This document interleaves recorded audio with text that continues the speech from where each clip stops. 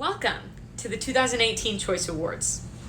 Why did I make this choice? You know what? I got to choose, and there was just something simply in the air in 2008. So here we go. As always, if you want another creator to do this, or if somebody already has, tag them and add anything in the comments that you want to add.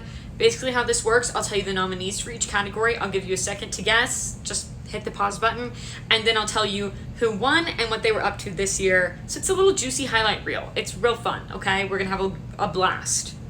First category is movies, and this is the award for Choice Movie for Action Films. Here are your nominees: Indiana Jones and the Kingdom of the Crystal Skull, Iron Man, The Forbidden Kingdom, The Chronicles of Narnia Prince Caspian, and Speed Racer. Make your guess. It was indeed Narnia. I have nothing really to say about the cast. They weren't really up to anything that year. Although this man, if anybody has seen the fan edits of the Marauders, this is who everyone casts as Sirius Black. Just a fun fact. Now, moving on to Choice Movie Actor for Action Films, we have Emile Hirsch for Speed Racer, Harrison Ford for Indiana Jones and the Kingdom of the Crystal Skull, Jackie Chan for The Forbidden Kingdom, Robert Downey Jr. for Iron Man, and Shia LaBeouf for Indiana Jones and the Kingdom of the Crystal Skull. Make your guess. Congratulations to Shia LaBeouf. And his spiral, shall we say, really started in like the 2007-2008 time period. Before that, he was just this sweet young actor. Okay, but things were changing. Again, something was in the air. Here he is, June 2nd of 2007 at the Surf's Up premiere. Yes, Shia LaBeouf was in that movie. He played Cody. I've never seen Surf's Up, I'm so sorry. Anyways, supposedly at this premiere, a reporter asked him about the child actor to mental breakdown pipeline, which at this point everybody thought he had very much avoided that. And he said that the industry was very good to him and had given him so many opportunities, so you gotta be good to it. And he takes his work seriously. And he also said that perception sometimes is more important than performance, and that's really the issue with going to clubs every night or just gaining a reputation in Hollywood in general, because even if you're a good actor, people don't root for you anymore. Can I also just say that there's not a single picture from this premiere where he looks like he's having even a little bit of a good time. Doesn't look excited for Surf's Up in the least. And then November 4th of 2007, Shia was arrested in Chicago. So he was 21 at the time. I know, that is wild to me. He was at a Walgreens, a little bit tipsy, shall we say, or so they thought. They asked him to leave, and he said no. He stayed, and then they called the cops, and he got a trespassing charge. But they ended up not pressing charges against him in the end. So Shia came out on top on that one. He didn't have to deal with it. But then, July 29th of 2008, about a year later, he got into a serious car wreck. He was with Isabel Lucas, who was in Transformers with him, and they were both okay in the end, but it was a very serious wreck. I'm pretty sure the car flipped, and he had to have like a big hand surgery because of it. And even though the police said that the wreck was not his fault, he still got a little breathalyzer, and it turns out that he was drinking and driving, so he got a DUI and got arrested again. 2 arrests in 2 years, it's not a great record. We'll be honest about that. However, we have seen worse in Hollywood, and that's never stopped actors from getting jobs before. But please don't drink and drive, even if you're an actor. It makes zero sense. This is what Uber is for. And yeah, this was part of a much larger timeline with Shia, as we now know. So maybe I'll do a whole series on him someday. Okay, moving on to the next category, Choice Movie Actress for Action Films. Your nominees are Abigail Breslin for Nims Island, Christina Ricci for Speed Racer, Diane Kruger for National Treasure Book of Secrets, Gwyneth Paltrow for Iron Man, and Rachel Bilson for Jumper. Congratulations to Rachel Bilson! I really feel like I'm the announcer when I do these. And she was in this movie with Hayden Christensen, who she was dating at the time. In January of 2008, Rachel was in Playboy, and by that I mean she did an interview with Playboy, no pictures, and she was very clear that she does not do nudity whatsoever. And in the article, she also mentioned Star Wars, which, if you don't know anything about Star Wars, like me, Hayden Christensen was in Star Wars, and a bunch of people had been critiquing him and saying that he wasn't a very good actor in it. And she said, I thought other people who are successful and Oscar nominated, came off looking much worse than he did. But he caught a lot of shit, which really made me mad. And a lot of people took this as a straight jab at Natalie Portman. Those of you who have seen Star Wars, feel free to pop off in the comments about their acting abilities. I'm just steering clear of the franchise at all costs. I'm so sorry. I have up here Step Up 2, Back to the Streets. They won Choice Movie for the drama category that year. Icons. All the other contenders in that category, honestly, I don't even remember them. I remember this poster, okay? There's no way you forget it. Now here are your nominees for the category of Choice Actor Drama. Channing Tatum, Stop Loss, Emile Hirsch, Into the Wild, Jake Gyllenhaal, Rendition, Mark Wahlberg, We Own the Night, and Ryan Philippe, Stop Loss. Come on, y'all knew it was Channing. It had to be Channing. This is 2008. Channing owns 2008. That is his legal right. We don't have a lot to say about him, though, in 2007, 2008. He was dating Jenna Dewan. He had really just started to pop off in the acting world. Recall that 2007 was only a year after he had had his debut role in She's the Man, which had shot him into stardom. Thank you to Miss Amanda Bynes. Thank you. There were rumors that he had dated Amanda, but it seems like those rumors were not true, and he was dating Jenna by the time the rumors even came out. It just didn't make sense. He's a lot older than Amanda, too. He's also made the choice of that fedora and that tie. We'll move on. Although here they are at the Hairspray premiere with her. Amanda, I miss you. I miss you every day. Side note, we're going back to Hayden Christensen and Natalie Portman in Star Wars. I watched a clip of it per my boyfriend's request. He thinks the acting is terrible. I think, honestly, that the track in the back going on, like the soundtrack and the set, just make it so much worse and so much cheesier, and that's just the nature of the franchise. I'm so sorry to the Star Wars fans. You're hearing my wrath today. I couldn't hide it any longer. I'm so sorry. Anyways, your nominees for Choice Movie Actress for Drama are Kerry Russell, August Rush, Kate Bosworth, 21, Keira Knightley, Atonement, Scarlett Johansson, The Other Boleyn Girl, and Reese Witherspoon, Rendition. Miss Knightley won, but I would like to say that The Other Boleyn Girl is a severely underrated film. One that I personally love with all my heart, and that I feel would be a fantastic Halloween costume. Anne Boleyn and Henry VIII, Anne Boleyn and Mary Boleyn, get your bestie, get your boyfriend, a little corset top, a little blood around the neck. Come on. Nobody will do it with me. Where are the people when I need them? Okay? That's what Anne Boleyn probably said. However, in Keira's world, January 8th of 2007, the Daily Mail posted an article about her called Itsy Bitsy Teeny Weeny Keira Knightley, where of course they were just talking about her appearance and her weight and how skinny she was, because that's all they talked about in 2007. I am covering up this beautiful dress because of guidelines, but she looks like a Tim Burton character here with that eye makeup. It's just so beautiful. I love the long bottom lashes, and I'll never stop. We are going to be talking about weight. There's your trigger warning right there. Anyways, the Daily Mail, that's all they knew how to talk about in 2007, did mention that she has said on multiple occasions she does not have an ED. So at least they mentioned that. But then, a week later, January 11th of 2007, they made another article about Keira, and this time the title was, If Pictures Like This One of Keira Carried a Health Warning, My Darling Daughter Might Have Lived. You can guess the content of that article just based on the title. We're not going to go into it. And she sued their ass for that, because not only does it imply that she has an ED, but it also implies that she somehow is responsible for other people's EDs. Just not cool. And I think she also was just sick and tired of people talking about her weight. That is all people did, with all celebrities, but especially her. And she did talk about that more in a May 14th, 2007 interview with The Mirror. And she said that, yeah, sometimes the comments about her weight and her chest in particular do bother her because people are unnecessarily cruel. And the whole article was about her saying basically that she loves to act, but she doesn't really like the publicity part of it, specifically the way that paparazzi and tabloids would pick apart celebrities' appearances at that time. And I know that kind of stuff still happens today, but in 2007, it was like the Wild Wild West. Anything goes, no restraints. Let's just be cruel for funsies. That's what it was. And there is a way to give criticism without being hateful. I've always said that. However, other people's bodies, that's not an area that it applies to. Don't talk about other people's bodies. Please.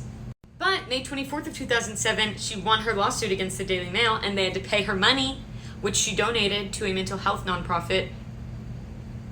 Bless her. And she got her attorney's fee paid. Hell yeah. Go Kira. Now, August 30th of 2007, Kira and James McAvoy were interviewed at the Venice Film Festival. And this was kind of a strange interview for a lot of people because, keep in mind, she was in a relationship and he was married.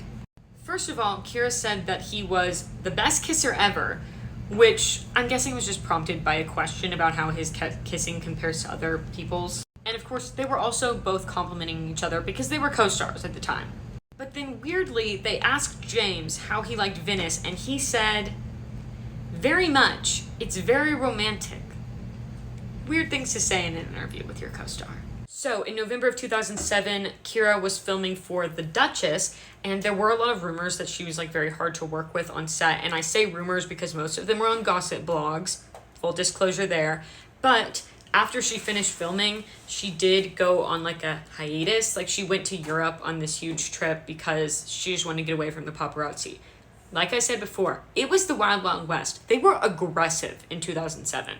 Okay, this is literally so minuscule, but I have to mention this. I cannot leave it out. In May of 2008, I found an article that mentioned Kira wearing mom jeans. This is the picture that was attached. Apparently at the time, everybody was hating on this outfit, and the writer that I read the article from specifically said, "Am I blind to how hideous they are?" Because she actually liked them and was the dissenting opinion. Everybody hated this outfit. And that is when I had to remind myself that in 2008, you would be actively ridiculed for wearing mom jeans. Like that was disgusto barfo. Nobody liked it. At that point, I was probably wearing gaucho pants, if we're honest. So I don't know why we were judging the mom jeans. However, mom jeans were not cool. Thank God that they're acceptable now. Because frankly, I am not comfortable with how low some of those jeans are sitting. In June of 2008, we are still dealing with the body comments, and her mom actually had to come out and say she doesn't have any mental health issues. She literally has just always been thin, and she got it from her father, and that is just the way her body is. Kira had also been very open about this before, and they both had said that she had tried to gain weight multiple times and involved her doctor in like actively trying to gain weight. And she said that her grandmother and great-grandmother suffered from EDs, and she had a lot of friends at school who suffered, so she knows it's not something to be taken lightly, and she doesn't. But she doesn't have it. She's very sure of that. That's what she said. Her mom referred to it as a playground situation and bullying, which I think is a fair assessment. It is a really perfect example, though, of how the paparazzi were in that era, especially about weight. If you were too thin, they'd say you had a problem, and then if you gained weight, they would say that you let yourself go. They did the exact same thing with Mary-Kate Olsen. I watched it happen before my eyes and then relived it for my Mary-Kate and Ashley series. It's criminal. Anyways, back to the Duchess movie that she was working on. They wanted to give her a little boob boost in the promotional pictures, and she said no. And it was kind of surprising to people because she had let them Photoshop them for the King Arthur promotional image. But, I mean, honestly, at that point, I'm guessing she was just like, literally, y'all can F off.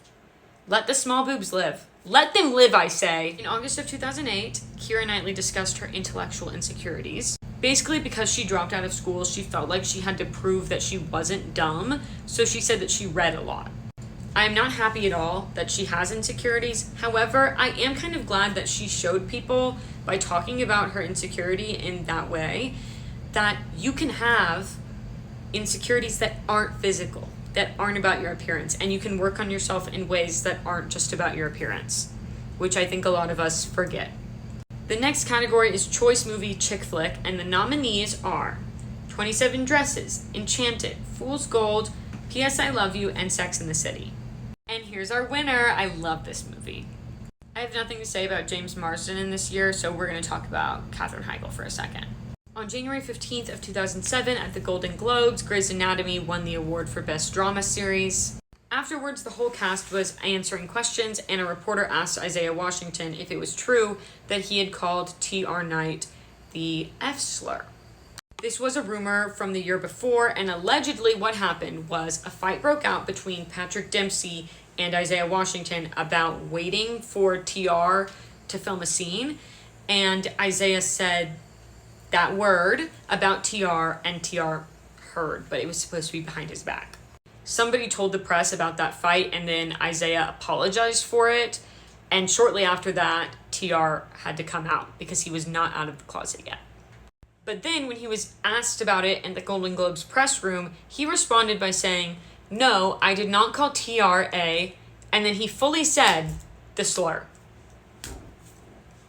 He then said that there is no way I could do anything so vile and so horrible, and also said, "I kiss Patrick Dempsey. We sing Ebony and Ivory every day since the so-called incident, and it hasn't come up. We purposely sing Ebony and Ivory every night, and nobody has written about it." I guess this was his way of saying that the press is like picking negative stories to write. But what bothers me is there's no way I could be homophobic because I've kissed my friend before who's of the same gender as me. It's not really adding up. Catherine then said to a reporter who asked her about the incident, "I'm going to be really honest right now. He needs to just not speak in public. Period. I'm sorry, that did not need to be said. I'm not okay with it." And basically said also that she wanted them to deal with it privately as a cast. Also, I want to note that even though Isaiah denied it in that press room at the Golden Globes, when the incident occurred and was leaked to the press, he apologized and fully accepted those as his actions. So confusing. So December 23rd of 2007, Catherine married Josh Kelly. And he's a musician. She said that she didn't really have any grand expectations for marriage or even their marriage lasting, but they are still together, so that's adorable. And then in January of 2008, she did a spread with Vanity Fair. Now, if there is one thing about Katherine Heigl, it is that she will tell you her opinion, and you will listen to it, and I love that about her. Now, I have not seen Grey's Anatomy. Please forgive me, but here comes a spoiler. She was talking about her character Izzy and how originally she had the moral high ground, but more recently was having an affair with a married man, and that basically she was struggling to like her own character, and that was something that she had a really hard time with, and that she was trying to figure her out and keep her real. However, she also said it was a ratings ploy. It's our 4th season. That there's not a lot of spontaneity left, and even though she knew that they needed to make things interesting just for money, she also said that she wanted there to be some way of keeping it real. She also talked about her movie Knocked Up with Seth Rogen, and she said that it was a little sexist and that it bothered her in their way of portraying women with her character. Sorry, my phone's on 10% now. Anyways, she said that her character was like a killjoy, and then all of the male characters got to be super likable and amazing, of course. And then all the women characters are always like these annoying little hags. Excuse me. I agree. Thank you, Catherine. Thanks for saying what needs to be said, because women are actually delightful. And I gotta say that men these days seem to be just not quite as delightful. Sorry to be a man hater. Some of you are. Some of you aren't. They also talked about how her family converted to Mormonism when she was young, although she says that there's not a lot of Mormonism left in her anymore, which there definitely isn't because she was breaking a ton of the rules just during that interview. I don't care if she breaks the rules. I know a lot about Mormonism, guys. A lot. Exmo TikTok, it sucked me right in because I'm very interested in religions. If there's one thing about me, it's that. I was almost a religious studies major. I'm actually not joking about that. So, I find this incredibly interesting. And then, June 14th of 2008, Catherine decided to just take herself right out of the Emmy nomination pool. She would have obviously been potentially nominated for Grey's Anatomy, but she said she was not given good enough material to work with last season. Yikes. As you can probably imagine, they weren't fond of that comment. Let me tell you the nominees for Choice Movie Romantic Comedy. So, we have Dan in Real Life, Definitely Maybe, Forgetting Sarah Marshall, Maid of Honor, and What Happens in Vegas. Cast your vote now. And What Happens in Vegas was the winner, an absolute travesty that Forgetting Sarah Marshall didn't win. That is my favorite movie. Let's talk about Cameron Diaz that year since she was in this movie. And by the way, if you're wondering why One Direction was my background a little bit ago, there's no reason. That was just a choice I made. So, January 11th of 2007, reports came out that Cameron Diaz and Justin Timberlake had broken up. Yes, they dated. They dated for 4 years, and they broke up in 2007. And then only a few days later was the Golden Globes. Yes, she did show up like this. This is a serve. This is a certified serve. It's not hard to serve on Justin Timberlake, but she did it regardless. However, at the after party that night, supposedly, Cameron and Justin got into a fight because he was flirting with Jessica Biel. She was dating Derek Jeter at the time, but I think it's safe to say they were flirting because they are now married. They've entered into the institution of marriage, so I'm guessing it was flirting. But at the time, it was just flirting, and Cameron was super pissed, and everybody else felt super awkward. Those were the reports. But then, in August of 2007, she was spotted with John Mayer, and the rumors were that they were together. Is that John Mayer? No. I could pass this on. But they were just doing sort of like one of them walks out, and then the other one walks out a little bit later. Celebrities always pull that move on us. We're familiar with it. But we knew what was going on. There are so many things that I wish I could say to this man, but I won't. I'll save it. Then, in October of 2007, Cameron was seen with Bradley Cooper, so why not just stir up some rumors that they're together? Who knows? Maybe they are, maybe they aren't. Let's just throw shit to the wall and see what sticks. And then in April of 2008, she was dating Gerard Butler. Again, who knows if these were accurate at all? They were seen together a bunch of times, but who knows? If they are, though, good for her, because these men were popping off in 2007, 2008, as was she. As for Ashton in 2007 to 2008, he was married to Demi Moore at the time. He was also involved with Kabbalah at the time, which we talked about in my Paris Hilton series. Basically, from what I understand, it is a part of the Jewish tradition that then weirdly became co-opted by celebrities in the early 2000s and involved like wearing red string bracelets to symbolize it. Go back to my Paris Hilton series and look for the video where I talk about it if you're very curious. Honestly, maybe I should do a whole series on it because I just don't understand what's going on with that. If anybody else has more insight, feel free to comment. Now, the nominees for Choice Movie Comedy: Baby Mama, College Road Trip, Juno, Semi-Pro, and Superbad. Cast your vote. Juno won. Y'all might not want to hear this, but Superbad just doesn't do it for me. It doesn't. I know. Baby Mama, however, that delivered. That delivered what needed to be delivered. Amy Poehler and Tina Fey, a duo, truly. However, as for Elliot Page and Michael Cera, they're like very private. I have nothing to tell you about them. Other than I have been compared to Michael Cera on numerous occasions. And I would be his best friend for sure. Now, Choice Movie Actor for a Comedy, your nominees are Ashton Kutcher for What Happens in Vegas, Will Ferrell for Semi-Pro, Jonah Hill for Superbad, James Marsden for 27 Dresses and for Enchanted, and Michael Cera for Superbad and for Juno. Ashton Kutcher was our winner. I love Ashton, but that movie was simply lost to time. And James Marsden and Michael Cera were both nominated for 2 different movies, all of which I remember. So, our teens failed us in the year of 2008 in this category. However, we just talked about Ashton anyways. He was just living a simple married life. Gotta love him. Now, the nominees for Choice Movie Actress for a Comedy, we have Amy Adams, Enchanted, Cameron Diaz, What Happens in Vegas, Elliot Page, Juno, Kristen Bell, Forgetting Sarah Marshall, and Sarah Jessica Parker, Sex and the City. And our winner was Elliot Page. This is a still from the movie I Am Legend with Will Smith and a very little Willow Smith. And that won for Choice Movie for Horror Thriller. Now, your nominees for Choice Movie Actor for Horror Thriller are Edward Burns, One Missed Call, Josh Hartnett, 30 Days of Night, Michael Stahl-David, Cloverfield, Scott Speedman, The Strangers, and Will Smith, I Am Legend. Cast your vote. Yes, it was Will. In March of 2008, rumors were going around that Will had become a Scientologist, and this was largely because he was friends with Tom Cruise and Katie Holmes, who were famously Scientologists. Tom Cruise still is, I believe. But he made a statement that he was not a part of Scientology, but that you can be friends with people of other religions. And at the time, he described his beliefs as Christian and a student of all religions, which is a little bit confusing for me personally, but it doesn't matter because I'm not the one practicing it.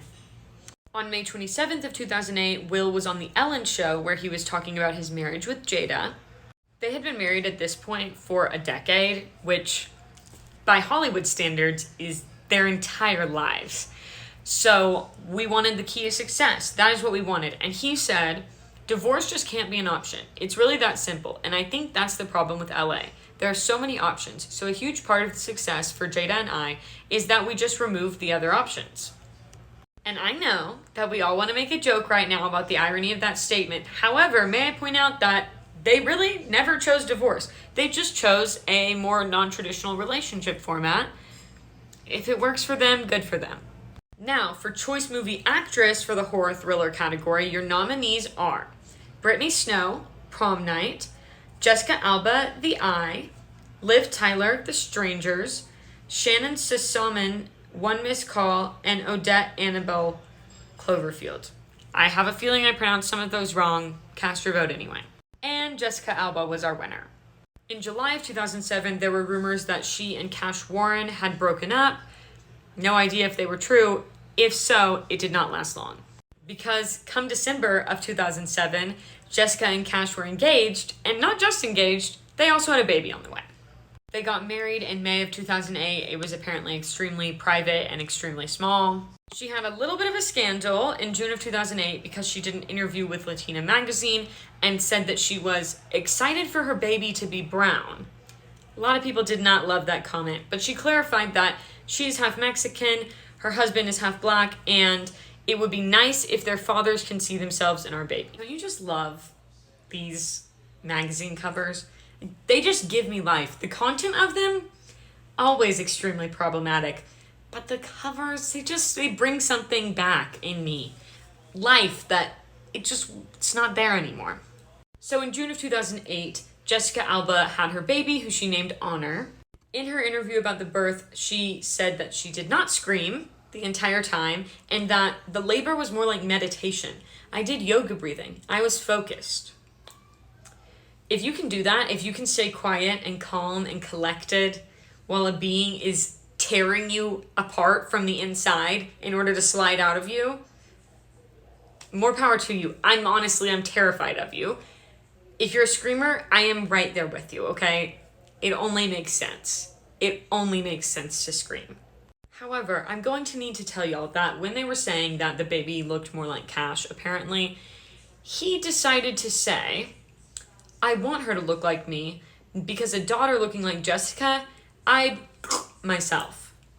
Sir, please don't say that. Please don't. And before you'll say, that's not what he meant, I know exactly what he meant, okay? I know exactly what this man meant, but it doesn't make it any less weird. I just find it incredibly strange and off-putting when adults refer to babies' attractiveness, like the ladies' man onesie for the boy, that you're gonna have to watch out for her when she's older. They're an infant. It's just weird. It's very weird. Here are your nominees for Choice Movie Villain, okay? Cate Blanchett, Indiana Jones. Jeff Bridges, Iron Man. Johnny Depp, Sweeney Todd. Samuel L. Jackson, Jumper. And Susan Sarandon, Enchanted. I think y'all knew who would be the winner. I think y'all know. At the time, he was still dating Vanessa Paradis. And in January of 2007, TMZ brought us the exclusive information that Johnny bought an electric chair as a statement piece. It's a conversation starter. Also a conversation ender. Sorry. Bad joke? Yes. But he's the one who chose to get the electric chair, okay? It is my sincere hope that he bought new on this occasion instead of used. And I say that with all seriousness because I I can picture people buying used, and I'm not even sure there's a way to buy new in this scenario, although he's Johnny Depp, so probably anything is possible. I hope that he used that to get new. But there is a little part of me that thinks he didn't. In March of 2007, while he was filming Sweeney Todd, his daughter Lily Rose got super sick. Do we all know Lily Rose? Yeah, I thought so. She is alive and well now. So, when she was 7, she got poisoned by Mr. E. coli. Yes, and her kidneys said, shut it down. Shut it down. But actually, like, her kidneys were shutting down. She was termed critically ill for over a week. Do not mess with Mr. E. coli. Do not mess around with him. He will kill you. He'll come and get you. And if he doesn't get you, then you have to think about, like, what nasty thing you ate that gave you that for the rest of your life. So, like, is it worth it? Is it? But she's doing good. I'm so glad she's fine. Anyways, I hope she has a good humor about it now, since I just kind of made some little jokey jokes about it. Even though I'm serious, don't mess with E. coli, but I think she's probably fine. She's dated Timothy Chalamet, so that probably got her over any near-death experience or really anything else that was plaguing her. Also, y'all want to hear a fun fact about how I'm literally so relatable for Lily Rose?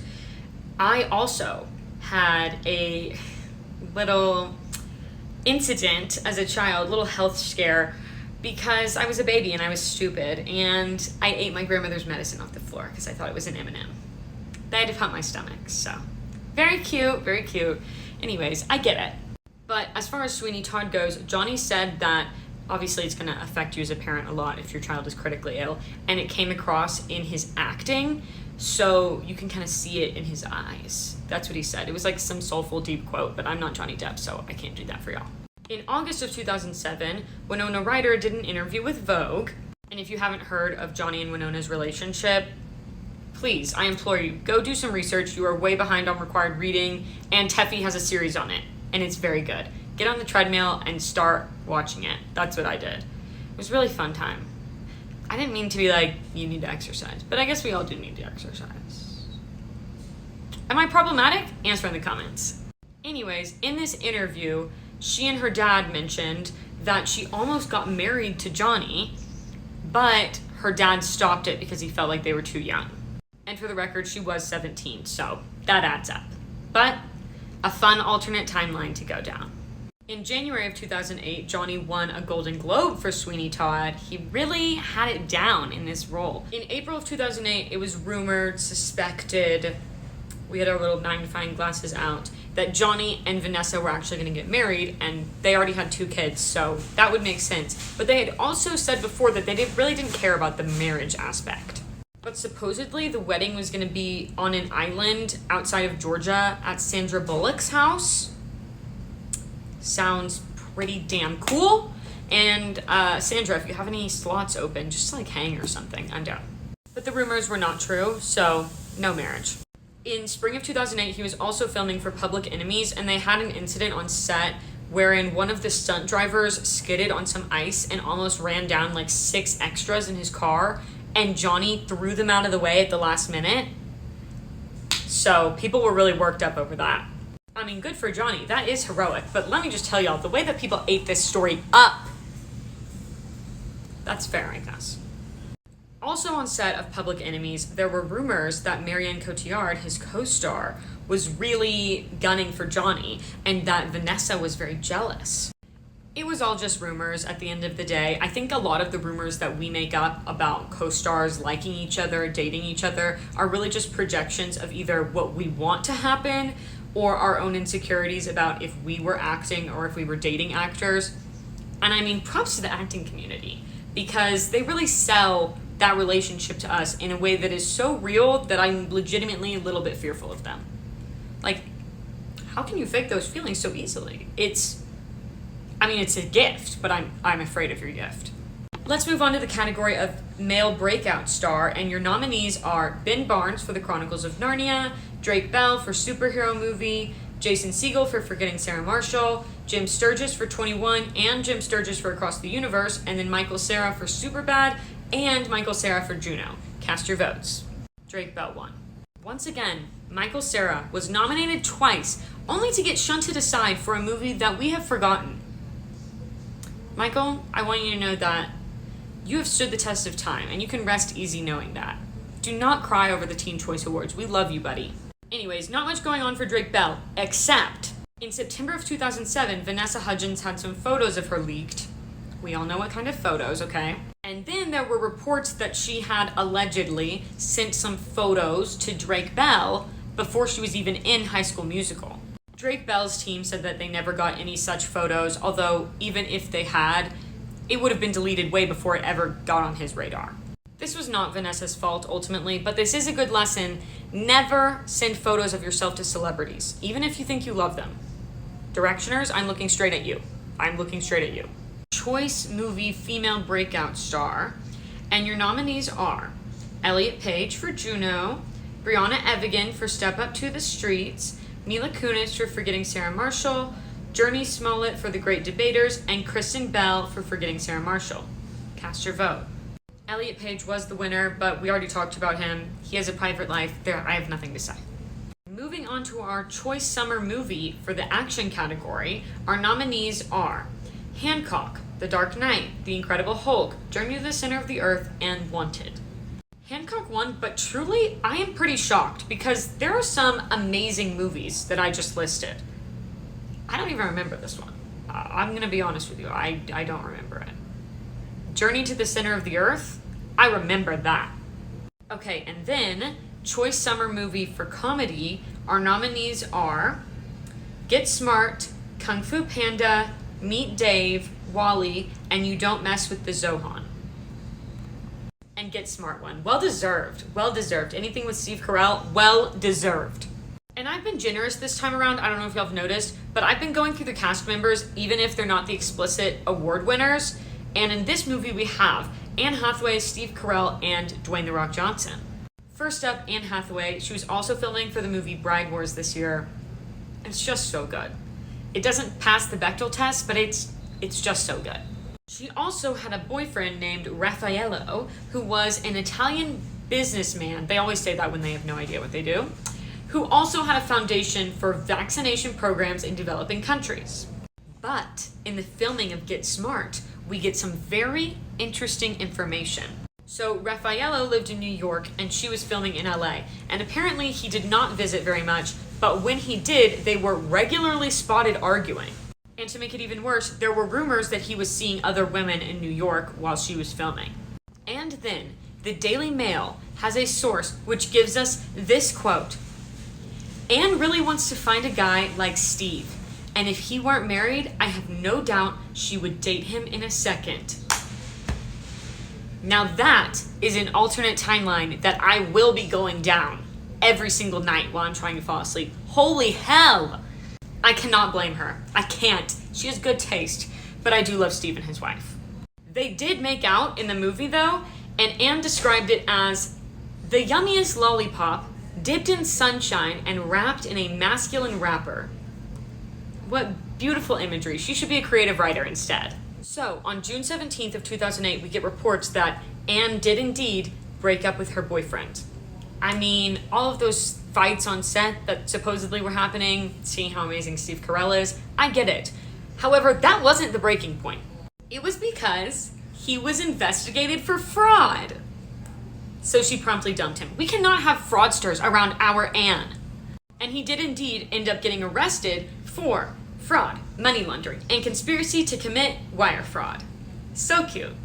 It turns out he was pretending to be the CFO of the Vatican. Yes, the one with the Pope in it, the Vatican. And he used some of the money that he obtained through some suspicious means to go on a double date trip with Anne and another couple to the Dominican Republic and to pay for some of her rent. There were a lot of rumors actually that she helped get him arrested and worked with the FBI on it because he was not in the country, but she was telling him that he should come back to New York to resolve their future, and then when he got back, he got arrested. There were even reports that the FBI was using her diaries as evidence. Yes. I don't know how much of this is true. A lot of it could be rumors. I don't know. I'm sure a lot of it is confidential. However, if it is true, screw Get Smart. This would be a fantastic movie. Anne Hathaway, please get in touch with somebody. This is a golden idea. Now, as for The Rock, Dwayne, as we might call him if we were his friends, He did get a divorce in June of 2007, but that was really it, and it was not this whole scandal. This man's just doing his thing. He's The Rock. He can just do whatever he wants, including selling my boyfriend copious amounts of energy drinks. They're actually pretty good, though. I gotta give it to him. We all know I have nothing to say about this man. Nothing negative to say, and you won't bait me to do it. This man is private. This man is perfect. And if I hear anything bad about him, don't be surprised if I hit the block button, but also allow me a couple weeks to grieve, okay? I will believe you, but I need time to grieve if it's true. Now, this is the last video for today because I have to get ready to go out. However, tomorrow we are going to start... I need a burp. I can't have this incident again. Anyways, we're going to start on the television categories tomorrow, and I will give you the first category so that you can cast your votes, and then I'll reveal it tomorrow. It'll be a big reveal, okay? So, Choice TV Show Drama, that's your category, and your nominees are Grey's Anatomy, Gossip Girl, Friday Night Lights, House, and One Tree Hill. Gossip Girl won, but I told y'all something was in the air in 2008. Did you see those contestants? I know. We gotta get started though, because there are multiple cast members in Gossip Girl, if you weren't aware. There's lots of intricate webs being formed, and I'm just gonna jumble them all together into one timeline of what they were all doing in 2007 and 2008. So first of all, October 15th of 2007, we find out that Chase Crawford and Carrie Underwood are dating. Two people I would have never pictured together, but it did in fact happen. Chase was actually her boyfriend after her breakup with Tony Romo, which is way more who I see her with. Scout is being extremely greedy for attention, but my phone number's on their collars. Moving on though, December 4th of 2007, I have no idea if this picture is from that event. I just love her. People magazine was interviewing a bunch of them at some event. First of all, Leighton denied that she was dating Chase because of course people wanted her to be dating Chase. If you didn't know, this is Leighton Meester. Stream Good Girls Go Bad right away. And Blake denied that she and Leighton were enemies because that was another rumor going around, obviously fueled by the plot of the show. And we also got this quote from Blake. They kind of want everybody to be their character. That's not us in real life. Just a reminder that these people are actors and they are not in fact their characters. With the exception of Leah Michelle, who is 100% Rachel Berry, and you cannot tell me differently. Now, December 24th of 2007 were our first reports that Blake Lively and Penn Badgley were dating. Ooh, sorry, it's time to be real. I'm back. Apparently, Blake broke up with her high school boyfriend to date Penn. Farewell, high school boyfriend. I'm gonna be honest, you're not gonna be missed. I'm so sorry, but it's just true. It was all supposedly very hush-hush, though, at the time. They didn't want to tell anybody, so... Also, so much for being not like the characters in the show. Blake Lively, answer. You're showing some inconsistencies here. In March of 2008, there were a ton of rumors going around that JC Chase's, I don't know if that's how you pronounce his name, was dating Chase Crawford, but JC said that they were not dating, and the fact of the matter is I'm a straight guy and I'm allowed to have guy friends, which is fair enough. Chase, on the other hand, was always getting rumors like this, so I don't think he even commented. I don't think he cared at all. So, April 3rd of 2008, we get reports that Chase and Carrie Underwood broke up. And Carrie here gave us the intel that it was a text exchange, their breakup, but Carrie made it seem like they were always very casual and neither were very invested in the relationship, so no big deal. But on Chase's side, supposedly, he was kind of upset, so maybe not quite as mutual as Carrie thought. But within the month, it was rumored that Chase had moved on to Casey Lane. It was never really confirmed, but in an article by the Hollywood Gossip about it, they said, and I quote, "Just look at the searing passion on his face in the picture below and tell us these two aren't dating." That's the one that I'm supposed to be searing passion on? Searing passion? I have seen this man make a variety of passionate faces. This one is just not one of them. I am so sorry about this picture, Casey, if you ever see this. I know that this is wrong, but it's the only one you have with him online that I can find. Anyways, they also noted that Casey had recently posted on her MySpace, yes, "Kiss me slowly and softly, make me dream of you." Solid proof, indisputable. Those were the crumbs that we had to work with, and you know what? We were gonna make it work, at all costs. That's just what we had to work with in 2008, okay? It wasn't that long ago. I know y'all remember how boring it was if we didn't have something to talk about. However, any time that either one of them, Chase or Ed Westwick, had a relationship, everybody would just say it was to distract from their relationship together. Oh my God. Okay, I won't cut my hair on camera again, but that hair was really annoying. On May 13th of 2008, pictures came out of Blake and Penn kissing in Cancun on a beach vacation together. Honestly, what is more 2000s than the beach getaway paparazzi pics? Truly. I mean, it's just so classic. It belongs in textbooks. We need an analysis. We need a deeper look. Because this is history. However, Blake decided that if she pretends that the photos aren't there, then they simply don't exist. She was just choosing not to see, and she was telling fans that they were not together in June. Unfortunately, though, Penn was telling people that they were dating. So, and Cancun pictures do not lie, okay? They don't lie. If y'all are just hooking up, just say that. Like, that's so fun, that's so fresh. We would love to know that too. June 28th of 2008, Ed Westwick turned 21. Please, I cannot handle the humiliation of him achieving such success at the ripe age of 21, while I sit here on my floor at 23. Anyways, he let us know at his birthday party that he and Chase were not in fact together, but those rumors literally had been going on forever and probably will continue to go on forever. I don't think they ever managed to squash them. Maybe this is a question that I should ask that TikTok filter that like tells you the answers to things. I already asked it a lot of culturally important questions, and maybe this qualifies. I don't know, let me know. Not every Gossip Girl cast member was mentioned, I know. Where is the T for Ed, really? Where's the T for Jessica, I don't know how to say her last name. Where's the T for Taylor Momsen? They weren't all doing something in that year. However, if you want some Taylor Momsen content, go to that long form video website, okay? I don't know if I can say the name, but it's linked in my bio, and I have an entire series on her. Now, Choice TV Actor for the drama category. Let me give you your nominees. We have Chase Crawford, Gossip Girl, Chad Michael Murray, One Tree Hill, Penn Badgley, Gossip Girl, Patrick Dempsey, Grey's Anatomy, and Taylor Kitsch, Friday Night Lights. Cast your vote.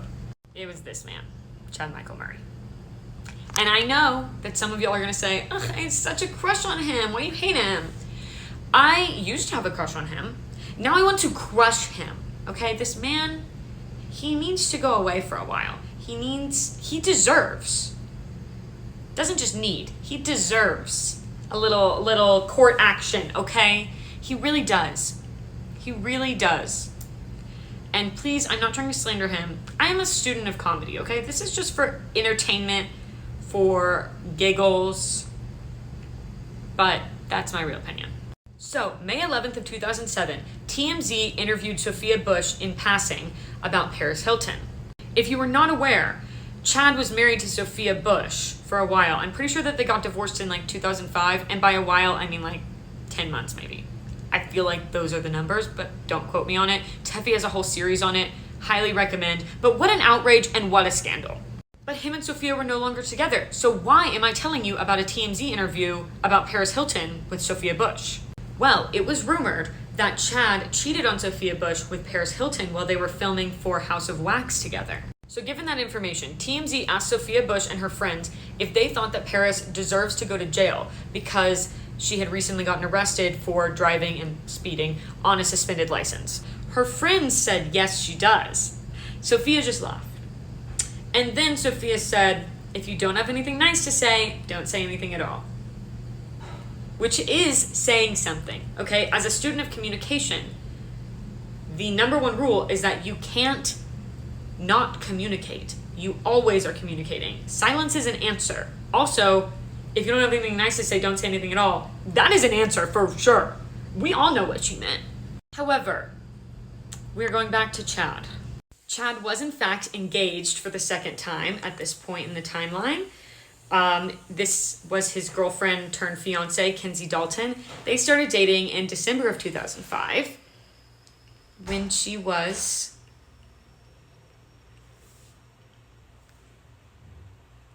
got it? Yeah. Oh, Stream 29 by Demi Lovato right now. So they got engaged 1 month after she turned 18. Sorry, you'll need to give me a minute while I choke down my own vomit. Also, we need to do a quick photo analysis. I'm sure that some of y'all have already noticed this, but please look at the wall behind them and think to yourself, what kind of institution have I seen that wall in? Because for me, I noticed it instantly and recognized it because there's only one type of place I've ever seen it. A high school. Yep, that is a high school gym. For sure. The banner, come on.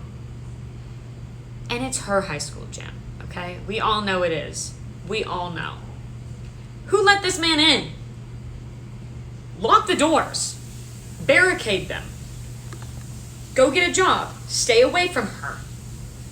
Get some help. See a judge. You need a sentencing, sir. Anyways, now that we've covered that menace, let's do the category of Choice TV Actress for drama. Here are your nominees. Blake Lively, Gossip Girl. Hillary Burton, One Tree Hill. Katherine Heigl, Grey's Anatomy. Leighton Meester, Gossip Girl. And Sophia Bush, One Tree Hill.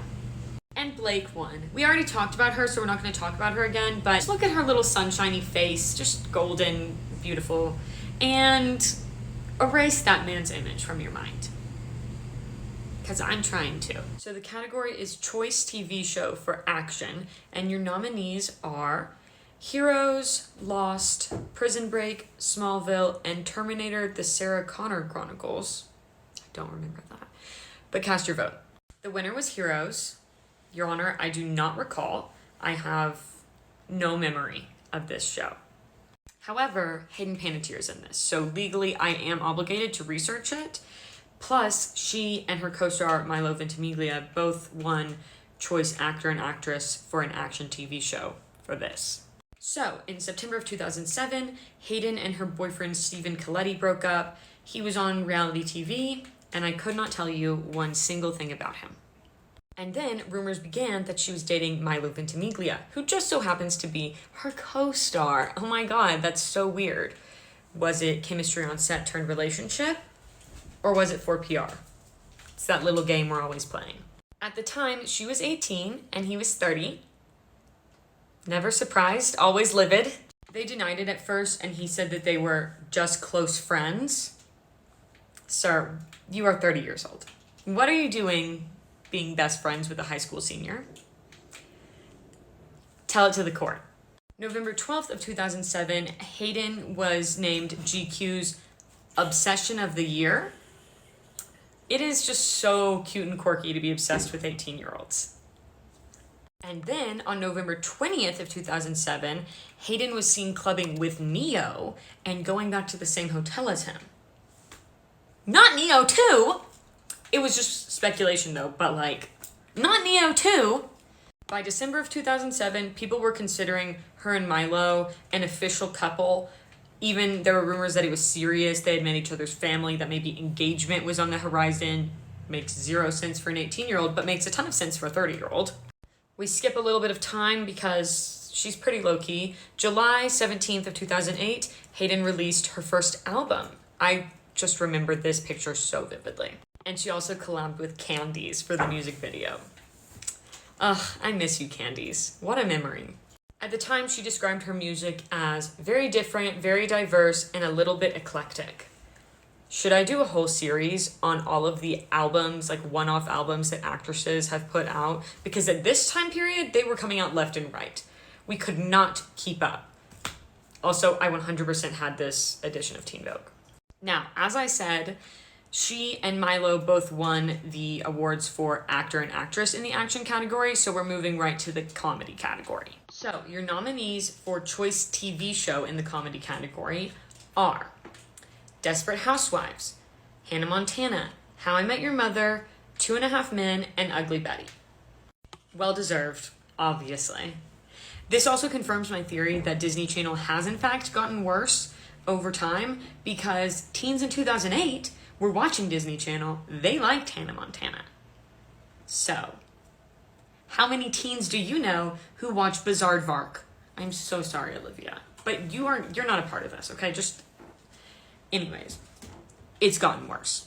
Now on to comedy TV show actor nominations. Your nominees are Barry Watson for Samantha Who, Charlie Sheen for 2.5 Men, Michael Urie for Ugly Betty, Neil Patrick Harris for How I Met Your Mother, and Steve Carell for The Office. Another extremely well-deserved award. There's not an award on this planet that this man doesn't deserve. This is a Steve Carell fan page, and if you don't agree, there's the door. We have already mentioned all there is to mention about him, though, so let's move on to the actress nominations for TV show comedy.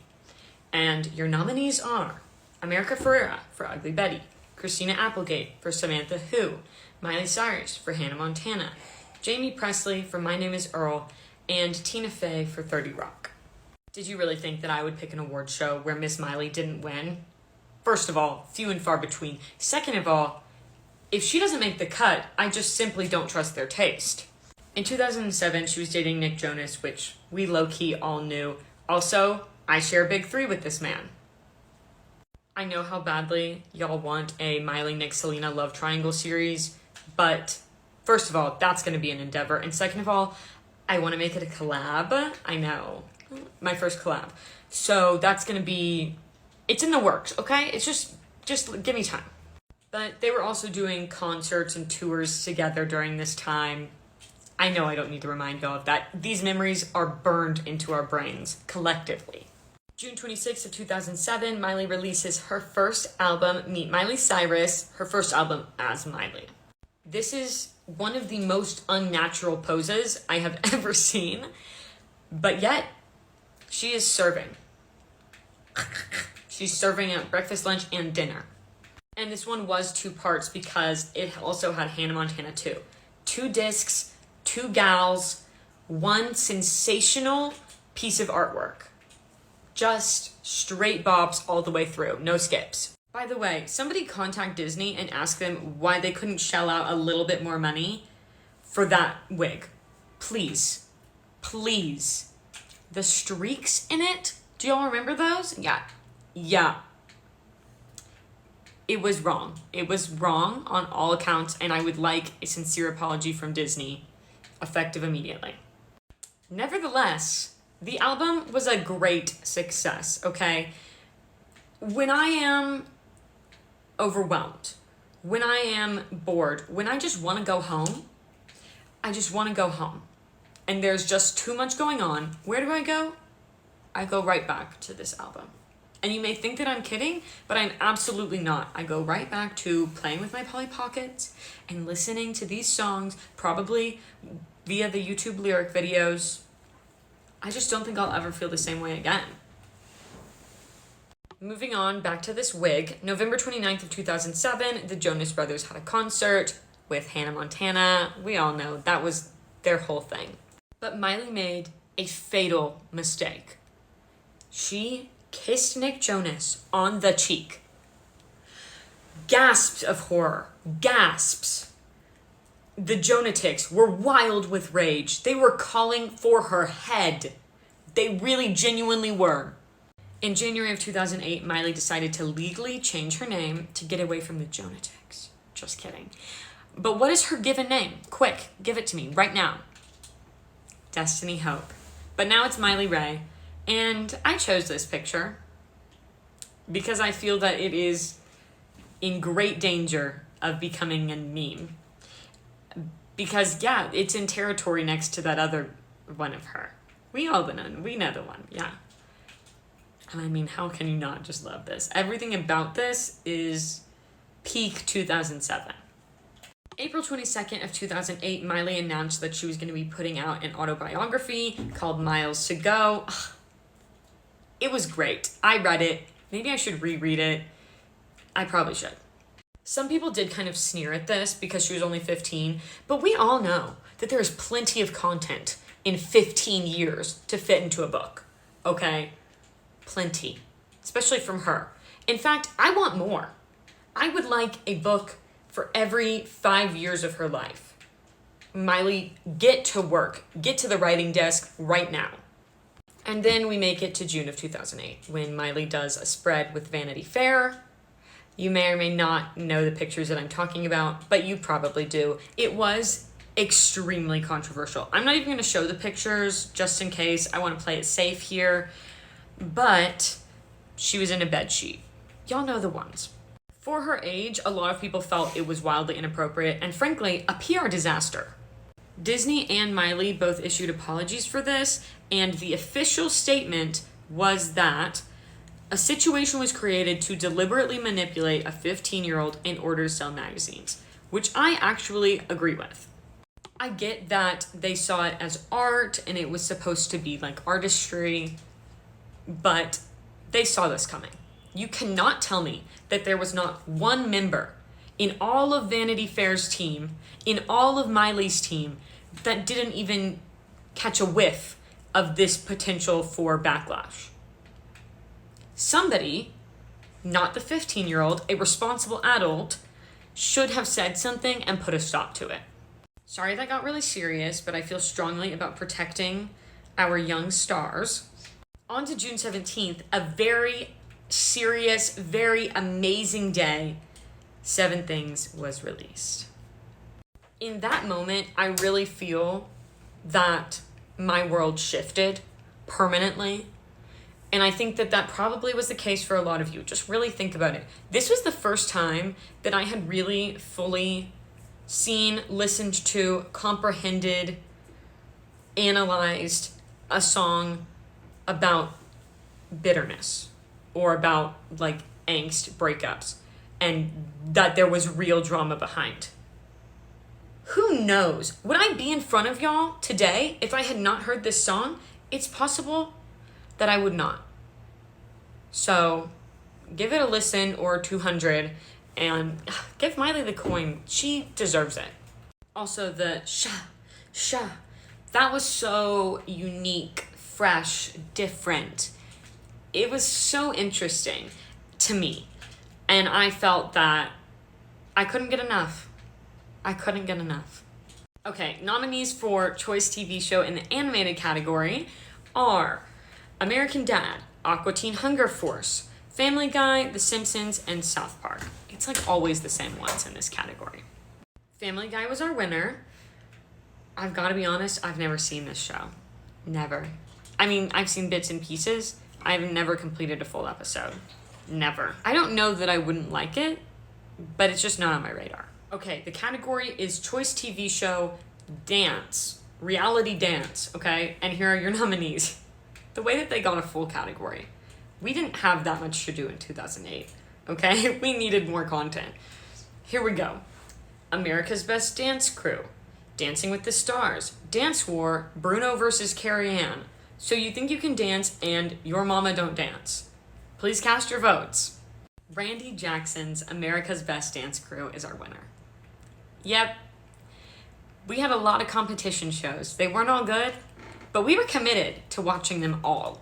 And now for the Choice TV Show Reality Music Competition category, again, all its own category, we have American Idol, Don't Forget the Lyrics, Making the Band 4, The Pussycat Dolls Present Girlicious, and The Next Great American Band. Y'all knew it had to be American Idol. This stood the test of time, and this is the Wii game that I'm obsessed with. If you have a Wii, I highly recommend buying this game on eBay, and then when you and your friends come home from the bars, force them into a singing competition. It's really fun. Anyways, May 23rd of 2007, Jordan Sparks won American Idol. Remember when you could actually become a celebrity from winning? Yeah, that was crazy. And February 11th of 2008, she blessed us with No Air, which I quote regularly. And Chris Brown was there too.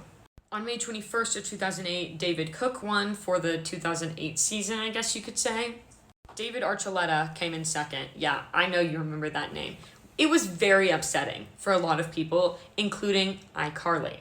Thanks to Quentin Reviews on YouTube, I know way more about iCarly than I ever have or have needed to, frankly, in my life, including that they had an entire episode about how David Archuleta should have won. But if you like long-form content, and especially if you would like to see a TV show picked apart, I highly recommend. I'm having a blast, truly. And this one is Choice TV Show for Reality Beauty Makeover. And here are your nominees. America's Next Top Model, Beauty and the Geek, Extreme Makeover Home Edition, The Biggest Loser, and Project Runway. Cast your vote. Duh, America's Next Top Model. Duh. So, July 18th of 2007, Celicia Stowers, I hope I'm saying that right, she was the winner of the season.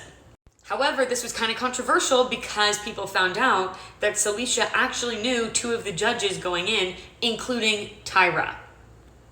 Apparently, she was in a camp when she was younger called T-Zone, which was for girls who had low self-esteem, and it was run by Tyra. And she had also been in some fashion shows on the Tyra show. If y'all remember, Tyra had her own talk show. So she was in some fashion shows on that TV show as well. But since none of those were within the last year before she entered the competition, that did not preclude her from entering. However, the one thing that did almost keep her from the competition was a Wendy's commercial that she did, but they deemed that acting rather than modeling. Of course, people still thought that she had an unfair advantage, but she said, and she was adamant, that she did not, and that if anything, they were a little harder on her because they knew that she had more experience than somebody who had come from like a small town and never modeled before. The next thing that America's Next Top Model had to deal with was in March of 2008. There was a bit of a legal issue in the next season. So if you've seen the show, you know that all of the contestants live in an apartment together. In this case, it was Manhattan. I can't remember if they switched it up or not, but I don't want to be wrong. So in this case, it was Manhattan. And the girls went wild, truly. They really did. According to the report, there was ketchup and coffee all over the walls, and they also ruined a chandelier. I think that the reason I chose this picture, it was a while ago, but I think I chose this because I'm imagining her swinging from a chandelier. I know exactly why I chose this photo. Why did they ever take it? Whatever. Anyways, they apparently also, their apartment was above a storefront, and the storefront itself had damage from their stay. Truly, what were they doing there? What were they doing? And then there was also holes in the ceiling and walls from the production team putting stuff there for like equipment for the show. And all in all, that ended up with a $125,000 settlement. Pricey gals. And lastly, May 14th of 2008, in that season, Whitney Thompson won, and the first plus-size model to win. This was season 10. Yep, 10 seasons happened before the first plus-size model won. Yep. Our next category is Choice TV Show Celebrity Reality. Okay, so here are your nominees. The Hills, Keeping Up with Kardashians, Life of Ryan, Robin Big, and Run's House. Cast your votes. Are you shocked that the Kardashians didn't win?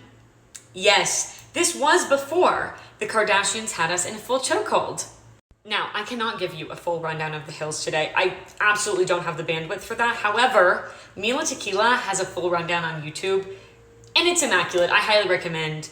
I have watched it many times while working out. I don't know why, it just really entertains me. Anyways, Lauren Conrad was in fact the it girl of the moment, so this really is no surprise if you know 2008. On April 5th of 2007, Perez Hilton reported that Lauren, who we will henceforth be calling LC, had a movie. We all know what kind of movie I'm referring to, okay? A movie, okay? And in this post, he said that multiple sources close to Lauren Conrad and Jason Waller, I don't remember how to pronounce this guy's last name, was his source, okay? And yes, the tape was with this Jason Waller guy, who even cares? Now, when this came out, Elsie was notably freaked. That's very understandable. And she said that Heidi didn't even call or text her. It's reminding me of two other stars. Their names are, I don't know, like Kim and Paris, something like that. Fishy though, because they were supposed to be really good friends. So then that's when the rumors began that Heidi and her boyfriend Spencer were the sources that Perez was referring to in his article. And Heidi and Spencer immediately denied this, but come on. That wasn't going to get rid of that rumor. That rumor lived on until this present moment. It's still alive. She's still alive. However, in a very legally blunt twist, Heidi actually had an alibi, and she said that at the very time that the tape was supposedly being leaked and Perez was being told about it, she was in the hospital recovering from her nose and chest jobs. I'm going to say chest because I don't know what I can and can't say. I'm thinking about leaving the Creator Fund. I'm not really sure why she was in the hospital for her entire recovery, but she has more money than me, so I guess fair enough. Although I will say, as the recipient of a new nose at one point as well, I've got to say, you've got plenty of free time on your hands. You could definitely send a couple emails or talk to a reporter. just add an attachment, video attachment to an email. You could. April 19th of 2007, it turns out that Elsie's tape is not going to come out after all, although she still claims that there was no tape. But there were two different stories as to why it wasn't going to come out, so I'm going to tell you both and take both of them with just the smallest grain of salt possible. So, the first was a statement from a company who allegedly was going to purchase the tape, but said that they ended up not purchasing it because Jason, who was supposedly in the tape with LC, had recently been arrested for being a prejudiced asshole. Yep. So they decided that they just wouldn't do that. However, I will say, even though this is an official statement from the company, doesn't mean that they actually saw the tape with their own eyes necessarily. So, grain of salt. However, the other story was that companies had seen it, but they had all decided to pass because it was too vanilla to be worth anything. Sure. Regardless of what was actually going on in the tape, that's absolutely not why people would be watching it. They're watching it because it's celebrities. But Elsie again stayed firm that there was absolutely no tape. Meanwhile, Heidi and Spencer were staying firm that there was a tape. Yeah, they came out and were like, that it exists. And speaking of these two, May 24th of 2007, Heidi and Spencer got engaged. Nobody was rejoicing. Nobody was sounding the wedding bells. There was not a sound to be heard. But I will say, they have remained together this entire time, so I gotta give them the credit where it's due. In July, there was reports that LC was dating Josh Henderson. How do we know him? We don't, but apparently he dated Ashley Simpson and Paris Hilton. And still, I've never seen this man in my entire life. Now, August of 2007, the 5th, to be exact, Spencer is blogging. Okay, I feel like an older sibling, like the narc older sibling. Mom, Spencer's blogging again. I wish I could have done that in the moment. I really wish I could. But actually, this post that he made is so long, I will do some excerpts and some summaries. So he starts by saying, feel free to hate on him, he doesn't care, and then he decides to fact check Lauren and Heidi's friendship debacle, and says that Lauren ruined Heidi and Lauren's friendship when she told Heidi that she could not be friends with her as long as she dated me. The fact is, Lauren is in love with Heidi. She used to scream at Heidi if she left her alone one night. She used to ask to get in bed with Heidi and I to cuddle in the mornings. Believe what you want. When those cameras turn off, Elsie, BC, is a completely different person. I am going to be saying BC because I really don't want to say that, and he says it like 5 more times. So then he's rambling, and he's calling Lauren a spoiled brat, a boyfriend stealer, and says that she can't keep their names out of her mouth. Then he goes after her style, calls her a pathetic wannabe fashion designer, and says that if she does do a line of clothing, she should call it BC by Elsie. Then we get a whole BC rampage where he says that Brody Jenner, Stephen Colletti, and Jason Waller, whatever, use that term for her all the time. He also, in all caps, claims that the video of her and Jason did exist. And then at the end, he threatens her dad/manager to get Lauren to stop trashing him, or they will take a public lie detector test about all the things we know about you and your BC. Yes, that was fully in all caps. People really let loose on the internet in 2007, 2008. Although, that being said, I would really put this firmly in the therapy candidate arena, okay? By the way, I'm not even putting in the timeline all of the times that Heidi and Spencer talked about LC during this time. It was a lot, okay? Just trust me. In fact, it was enough to get them banned from their own premiere party for The Hills. Yes. And they were also put on a celebrity gossip blackout because they just couldn't help it. And then August 15th of 2007, TMZ is talking shit about Heidi's ring. Supposedly they got an expert to appraise it, and they said that the pink diamond is really a lavender lemon amethyst, but does have real diamonds around it, and they said that it's worth about $2,890. A steal. And the next day, more bad news for Heidi because her song got leaked. But please tell me why Ryan Seacrest was the one leaking it. Yes, Also, Spencer was rapping on this song, which was titled Body Language. Yes, Spencer Pratt, that man that you saw a minute ago, he was rapping. And the verdict was in flop, as you probably guessed. However, Spencer, who was also weirdly her music manager at the time, said, "We did it as a joke. It was never meant to be heard by anyone but us. Over my dead body would I rap on Heidi's first single." Okay, sure, I believe that. Kind of sounds like when people would bully you and then say that it was just a joke. I could believe it, except for the fact that Ryan Seacrest was the one who leaked it. Ryan Seacrest? I trust Ryan. I trust that man, okay? He would never. I feel like they gave him that, or at least gave him permission to play it, and then it flopped and they just backtracked. You know? That's what it feels like to me. On September 5th of 2007, it was reported that Elsie was going to be walking in Marc Jacobs' show during New York Fashion Week. And it was very much the same reactions that people had when Kendall Jenner started getting modeling jobs.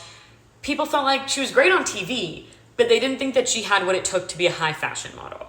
Perez Hilton got a quote from the model, and I know that I'm bringing up Perez Hilton a lot. It's because this was Perez Hilton's time, okay? This was his time. Anyways, he got a quote from a model that said, "Now all the real models have to sign releases for TV if they want to be in his show," and also described the Marc Jacobs show as a publicity show. Basically, they all thought that Marc was really selling out. However, all the models could sigh in relief because Elsie quickly said that's just not true.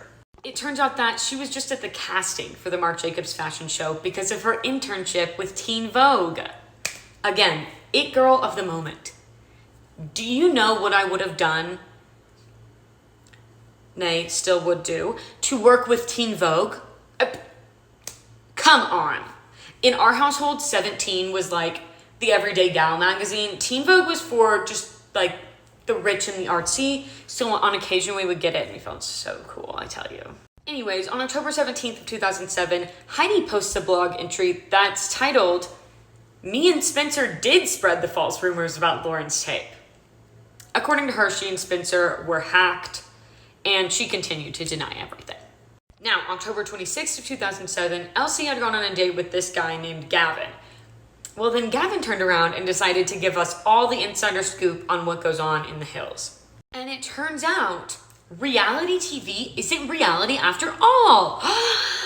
This was a gasp moment in 2007-2008. Basically, they kind of staged events for them, and Brody Jenner, yes, Brody Jenner, Kylie and Kendall's older brother, he dated Elsie for a minute, was mean to him for the cameras, but then would apologize and say, "We're just trying to make good television." Brody. I'm gonna be really honest though, I don't care if it's real because it's entertaining as hell. That's what I care about. Where is my entertainment? Where's my cookie, okay? I don't care how the sausage gets made. And by the way, I have seen a ton of comments. A lot of people here are Team Heidi and Spencer. That's totally fine. Am I Team Lauren? No, I'm on neither side. I don't care. I don't care, guys. I have such a good time chatting. I'm Team Chat and Giggle, okay? Team Chat and Giggle forever. Anyways, moving on, December 19th of 2007, Heidi and Spencer decided no more wedding. At the time, they did an interview with Us Weekly where they confirmed that they were not breaking up. They were just moving backwards instead of forwards.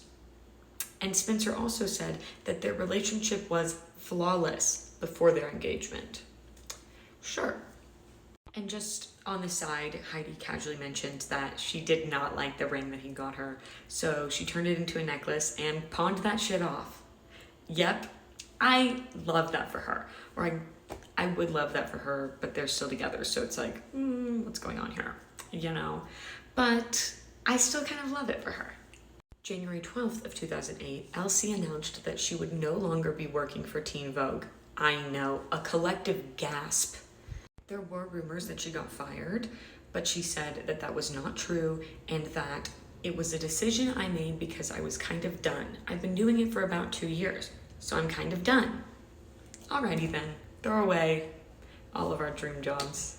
Just throw it. Teen Vogue, I would never leave you. Never. Come on, hire me. I'm so rich and artsy and cool. Totally your aesthetic. not me lying to Teen Vogue. In March of 2008, we get more Spencer and Heidi drama news because we get a quote from Heidi telling Us Weekly that there was definitely an emotional betrayal with another woman, which I guess led to the backpedaling of the engagement. Average men channeling their insecurities into cheating on their girlfriends, it's truly a pandemic. It is a pandemic. And for the low cost of $2 a day, you could help. All donations will go to putting men through therapy. Just kidding. I feel I need to say for legal reasons that was a joke. Please don't give me any money with the impression I'll be putting a man through therapy. I won't be doing that. But I do appreciate donations. But I won't do that. So in March of 2008, Heidi went on The Late Show and she was asked about her and Elsie's friendship. And basically she said that she feels like irreparable damages have been made and they're not going to be friends ever again. Also in March, Heidi was in Maxim. I obviously can't show you those pictures, but she did talk about the Hills and how, surprise, surprise, reality TV is not 100% real. They do indeed have editors and storylines and also will redo the shot if it's not right. And she also threw in there that she wishes the cameras were with them 24/7 and said, let's see how Lauren would look then. Okay. She implied that Elsie had basically been lost to the fame machine and that she was spoiled and a big diva, and also reiterated that, like Spencer said, she was like super clingy to Heidi apparently and very controlling. Then together in April, Spencer and Heidi go on the Tyra Banks show. And wouldn't you know it, Elsie came up in conversation. And that is when Spencer went rogue. And he said that he knows for 100% fact that there was a tape of Elsie and Jason and that he's willing to do a lie detector test to prove it, which those are not 100% infallible, but bold statement regardless. Heidi did not go in quite as strong, but she did agree and said that she had heard that Elsie's ex-boyfriend was going around trying to sell it. So they're both continuing to claim the existence of said tape. In other news, July 11th of 2008, we see U-Hauls pull up to Lauren's house. And at the time, Audrina was staying in her guest house, so people immediately thought that Audrina was moving out. Plus, add to that, there were reports that 2 girls were heard screaming, prompting a visit from police. That is some tea. However, a few days later, Lauren and Audrina cleared up the rumors. First of all, apparently the women screaming at each other was actually their neighbor who was screaming at a stylist because she had pulled into her driveway. Good, respectful behavior. And the moving truck was a couch delivery, because moving trucks do a lot of different things. I feel like all of this information I'm sharing that just so quickly gets explained away just proves how obsessed people were with reality TV, with The Hills, with Elsie and Heidi at the time. It was insane. But again, it was 2008. We just didn't have as much content, okay? So we were spreading rumors just for this year entertainment value, okay? It's true. And now we'll give you the nominees for the category Choice TV Show Looking for Love. First, The Bachelorette, The Bachelor London Calling, Flavor of Love, I Love New York, and Rock of Love with Bret Michaels. The Bachelor, London Calling. I thought about telling y'all what happened in this show, but truthfully, I just couldn't bring myself to watch it all or even read the synopsis. But if you're looking for a new TV show, maybe this is the one for you. I think that this picture alone explains that it's 2008, and that's really all you need to know. Older seasons of The Bachelor were just better, and I will stand by my opinion that they were just never able to match the energy that they had on Hannah Brown's season. They just haven't been able to do it. Now here are your nominees for Choice TV Show Reality Competition. I don't know why they have so many categories for reality. Here we go. Big Brother 9, American Gladiator, The Amazing Race, Survivor Micronesia, and Oprah's Big Give. Oprah's Big Give was the winner. I'm not going to talk too much about Oprah because her arena is more serious content, and we're here to have fun, girls. As I said, I am on team chats and giggles. The one thing I'll tell y'all about is August 27th of 2007, it was reported that Oprah was going to give Stedman $300 million in their breakup. They had broken up that year, but they were never married, as far as I know. Correct me if I'm wrong. So what is the $300 million for? For silence. A source said that Stedman's the one person who really knows what Oprah is like, and if he puts their intimate moments together on paper, it could ruin her.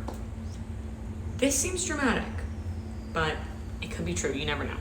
Choice TV game show nominees: Are You Smarter Than a Fifth Grader? Amnesia, Duel, Deal or No Deal, The Moment of Truth. Deal or No Deal won. The Moment of Truth was absolutely robbed. They deserved this. We will not be talking about Howie Mandel. If he had any drama, he knew how to cover his tracks, or at least in 2007, 2008 he did.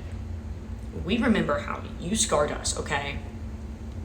Now, Choice TV personality. Your nominees are Heidi Klum, Lil Mama, Ryan Seacrest, Simon Cowell, and Tyra Banks. I know y'all wondered why I didn't talk about her when I brought up America's Next Top Model, and here's why. Tyra won. First of all, throughout 2007, 2008, there was just constant body commentary going on.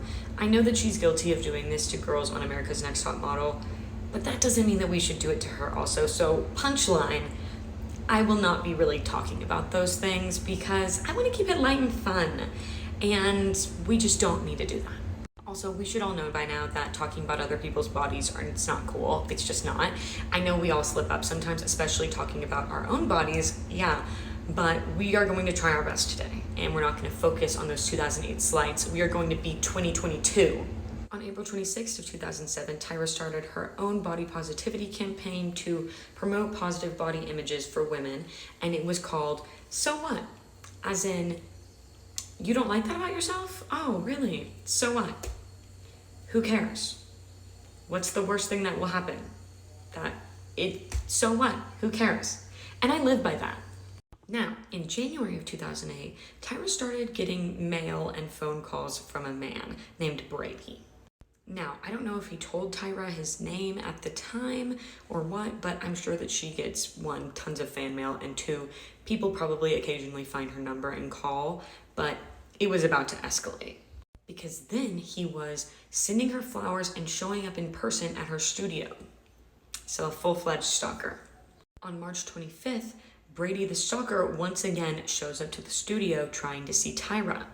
And this time he was carrying a large duffel bag stuffed with magazine write-ups about Tyra and notes to himself about his various attempts to reach her.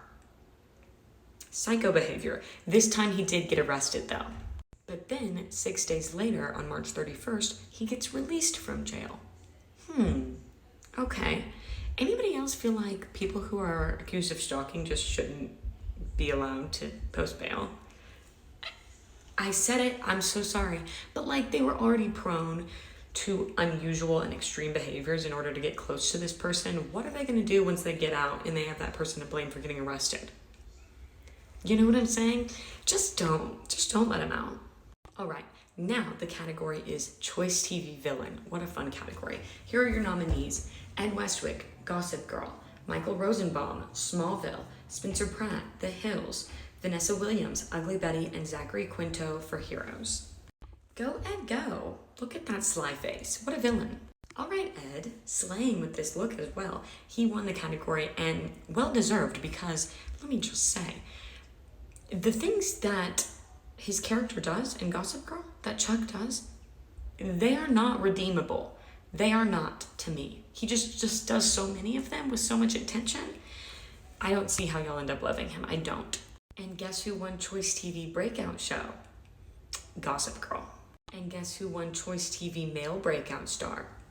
Chase Crawford. Not Zach. Sorry, Zach. Love you, though. And guess who won Choice TV Female Breakout Star? Blake Lively. I remember this, Teen Vogue, like it was yesterday. And David Cook won for Choice TV Male Reality Variety Star. These are just obscure categories. Let me just tell you who won. Now, this category, Choice TV Female Reality Variety Star, your nominees are Heidi Montag for The Hills, obviously, Christy Yamaguchi, Kim Kardashian, Lauren Conrad, and Whitney Thompson. And LC won. Yes. Once again, the Kardashians were thwarted. 2008, LC ran 2008, not Kimmy. And your nominees for Choice Summer TV Show were America's Best Dance Crew, Degrassi: The Next Generation, High School Musical: Get in the Picture, The Secret Life of the American Teenager, and So You Think You Can Dance. The Secret Life of the American Teenager 1. This really feels like one of the shows that I should do a series on or review or something to that effect, unless Mike's Mike is willing to do that, in which case, I would love to sit back and watch. Let's marvel at this photo of Shailene Woodley while I tell you that there was just no information to be found on any of them. And that is for good reason. It came out, the show, for the first time, came out only a month before the Teen Choice Awards. And it seems like this was most of their big break. And finally, we're into the music category. Choice Music Male Artist. Your nominees are Chris Brown, Jesse McCartney, Justin Timberlake, Kanye West, and Usher. And the winner was Chris Brown. He's 18. I cannot believe that he was 18. So in November of 2007, there was rumors going around that Chris was having an affair with his manager. Where's the professionalism? Where? Clearly, she was not listening and onboarding, okay? Also, I don't know how old she was, and quite frankly, I am too scared to look it up. But if you hear police sirens in the background, we all know who they're coming for. On February 26th of 2008, we see Chris and Rihanna having some PDA in Jamaica. Once again, the beach paparazzi pictures. At this point, it feels like they signed a contract. Like there was some sort of contract that said, like, we will not enter a body of water without having some form of PDA for the cameras. I'm on to something, I think. On March 30th of 2008, there was the Kids' Choice Awards, and they were both there, but they went separately. And they were still insistent at that point that they weren't together. After the PDA and Jamaica pictures, come on. And then on May 8th of 2008, Chris was seen kissing Rihanna in KFC. I tried KFC on live once, but it simply can't compete with Popeyes or Church's. I'm sorry, it can't. And by the way, no fried okra, that's a crime. That is a crime. Now, June 23rd of 2008, People magazine interviewed Rihanna about a possible collab with Chris. And her response was, I would love to duet with him, which has nothing to do with being in love. It comes from my love of music. By the way, this photo is from Just Jared. Yes, Just Jared, love you. And it's from 2008, wherein there was rumors going on at the time that she was going to start a lingerie line. 10 years later, Savage X Fenty. What a queen. On June 24th of 2008, though, was the BET Awards, and Chris Brown and Ciara had a performance together. Immediately, people were like, they're hooking up, Rihanna's super jealous, yada, yada, yada, this whole narrative, which really seemed like it was reaching, considering that their entire job is to perform together and have good chemistry while doing that. However, a couple days later, Chris did an interview on a radio show. And when they asked him about Rihanna, he said that their relationship was growing. We started off as friends and we're getting a little bit closer now, but he was very clear that they are not friends with benefits because that sounds cheap. They're official, but also not official. They're growing, okay? But just in case you had any doubts, she met his mom, okay? Although at 18, that's kind of more of a given. Now, your nominees for Choice Music Female Artist are Britney Spears, Fergie, Mariah Carey, Miley Cyrus, and Rihanna. Half of the fun of these series is finding hilarious pictures to show y'all.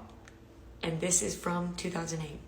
Your nominees for Choice Music R&B Artist are Beyonce, Chris Brown, T-Pain, Usher, and Rihanna. And Chris Brown won again. This also, I feel like, is a kind of funny picture of him because he's wearing Nickelodeon swag. Okay, now your nominees for Choice Music Rap Artist.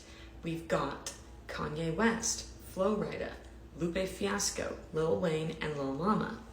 And Lil Wayne was your winner, so that's who we're talking about next. In March of 2007, there were rumors going around that him and Solange were dating, and she had actually just gotten divorced, so maybe a swift little rebound, but she said no. And then on July 23rd of 2007, Lil Wayne got arrested because the cops saw him engaging in some herbal remedies after a concert, and he also had a firearm on him that I guess was unregistered. I don't know what New York's laws were at the time regarding that stuff. You can say I'm stupid for not knowing that, but on the day in question, I was 7 years old and also celebrating my father's birthday, so how dare you. In November of 2007, there were rumors that, I'm doing the exact same pose as him, awesome, that Lil Wayne had proposed to Lauren London. Supposedly, they had been on and off for years and had an open relationship, but now they were locking it down. This definitely wasn't true though, because he was still seen like flirting with fans and getting fans' numbers. I mean, I guess it still could be true, but I don't think it was. And then the rumors switched up just like that. January of 2008, the rumors were that Birdman and Lil Wayne were hooking up. I know, you didn't expect me to say that one, did you? But apparently people overheard them talking about role-playing together in a hotel in LA. Yeah. Now, in March of 2008, Lil Wayne had some concerts in the UK, and one of those shows, it just didn't go so well. They described that there was a punter, I believe that's like a heckler. Sounds like he was heckling him and trying to get up on stage. This had happened multiple times. No clue why security did not succeed in throwing him out the 3 times that they had to do it, but they did not. Well, after that 3rd time, Lil Wayne was pretty peeved, so he decided to call for the heckler's head. Yes, like King Henry VIII or the Queen of Hearts, off with his head. Yep. And I guess it was just too touchy of a subject for the Brits at that moment, and they started throwing drinks at him on stage. They threw drinks at Lil Wayne until he was forced off of the stage. He did end up coming back out on stage, but only after staff convinced him after 15 minutes of chastising the crowd for being mean to him. Wow. And then he did actually perform, but for less than 20 minutes, because then a security guard dragged him off the stage, apparently due to threats on his life. However, because this was in the UK, let me just say, we don't need to make this into a let's all rag on the British thing. I hate the UK, Europe versus the US thing on here. I hate it. Hating on other cultures, weird, twisted, seems intolerant. Not a fan. Sorry, I saw that coming a mile away. I needed to get ahead of it. Now, in May of 2008, Lil Wayne was having some issues with this guy called The Empire. And this was because Lil Wayne said that The Empire puts out a CD on me every month. I couldn't even tell you what he looks like. Awkward for The Empire. And then Lil Wayne was in an interview with Foundation magazine, and because this was just creaming his corn, he decided to say, F you if you're a mixtape DJ. I'm against mixtapes, and so on and so forth. He's not a fan. Dwayne is not a fan. However, this did not go over very well because a lot of people are making mixtapes. I mean, if you're not signed to a label, how are you supposed to do it? And also, Lil Wayne himself had made a lot of mixtapes. He even said at one point that he created the mixtape game. So, in retaliation, a bunch of people decided to just leak his new album. Yep. However, Lil Wayne and his team had a whole nother problem on their hands in March of 2008 May of 2008. Not me looking at my notes wrong. So he had this new song called I Feel Like Dying. However, there was this other woman named Karma Ann Swanpole who alleged that he was using her song called Once within that song, I Feel Like Dying, without permission or credit or monetization for her. According to Karma, they were in talks about, giving her credit and using her song and blah, blah, blah, blah, blah. But they hadn't actually reached an agreement yet. Meanwhile, Lil Wayne was promoting the song, so everybody was already hearing it with her song within it. That's not the order it's supposed to go in. Oops. So she sued his ass. He got sued by Karma. I know, I was just waiting to say that. And listen, I have seen a million of these over the course of my research of various people, and I've come out on like either side of the debate. This one is cut and dry. It is her song, 100%.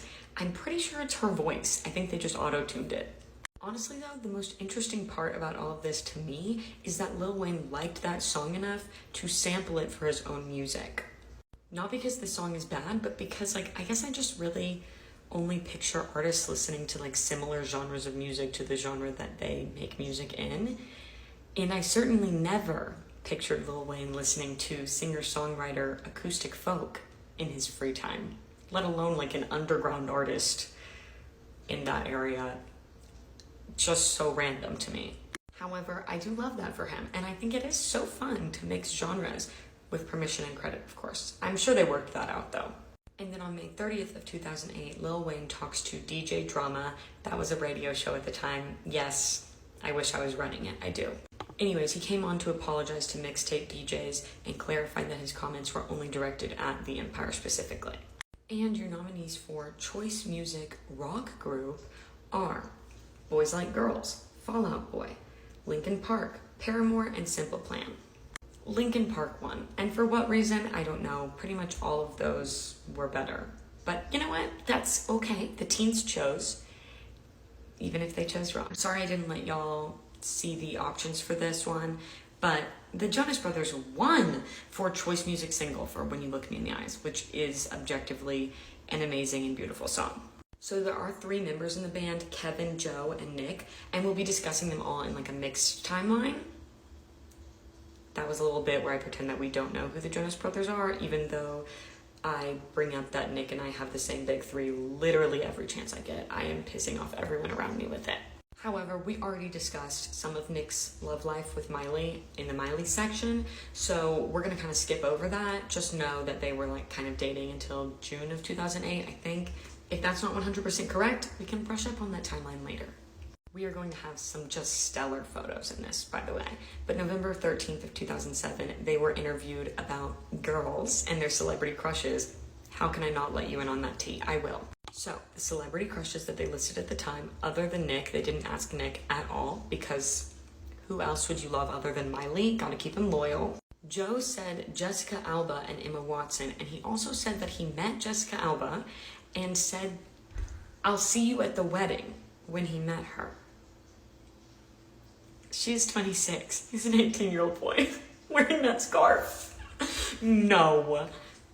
Joe, always the entertainer. I'm sure Jessica is haunted by that. Anyways, Kevin said that his celebrity crushes were Hilary Duff. I'm sure that Disney was just shitting their pants at that. So excited. Carrie Underwood, Taylor Swift, wrong brother, and Kelly Pickler.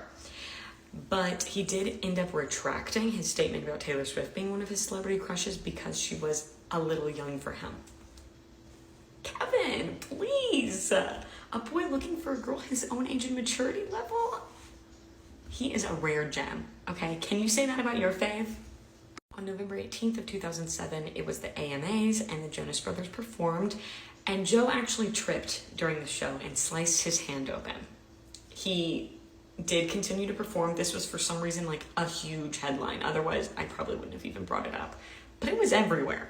Again, lack of content in 2007. We're grasping at straws. However, there was also another story that he had fallen in like the same week in another performance. So something's up with the choreo there. In March of 2008, they were fully in their purity ring era. I know, memories. And the Huffington Post interviewed them about it backstage. By the way, keep in mind that Nick was 15, Joe was 18, and Kevin was 20. So Nick said that he got his mate at Disney World, and Kevin called his pretty rock and roll. Apparently it had studs on it. And you know what? I know that they find just as much humor in those comments as I do. And I'm not making fun of them for being virgins, okay?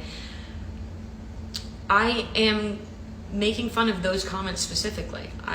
You know what? The girls that get it, and the girls that don't. And by the way, they were not the only ones at the time. Pretty much every Disney star had a purity ring at that time, and like, if you didn't, what a harlot. Get out of here. By the way, do we think that there's any chance that Disney made them sign like a purity pledge, like you sign in school? Because if so, yuck. March 31st of 2008, the new rumor is that Joe is dating Chelsea Stubb. And listen, they were seen holding hands. And if she was willing to hold his hand while he was wearing that outfit right there, she loves him. And just by the way, a little Laura Lee trivia for you. I was a huge Chelsea Stubb fan. Why did I say stan? Whatever. I was obsessed with her. I think it was actually around this time that I wrote some fan mail to her. Yes, fan mail. And I received back an autographed picture. It was this picture, but this isn't the actual picture. The autograph has been lost to time, but the memories, never. My love for Chelsea, though, was just a piece of a much larger part of my personality in which I exclusively liked the characters that we were supposed to be seeing as like mean bimbos, because I wanted to be rich and famous and beautiful. That's all I wanted. Is that wrong and shallow? Yeah, maybe. But 8-year-old me, she did not give a damn. Also, the absolute hits that she delivered to us in the Bratz movie, come on. Come on. I still listen to them to this day. You may think that I'm joking. I am absolutely not. They are great. On June 4th of 2008, Popstar magazine interviewed Chelsea at the Disney Channel Games. Yes, the Disney Channel Games. Go green team. And yes, I remember her team color because that's extremely important.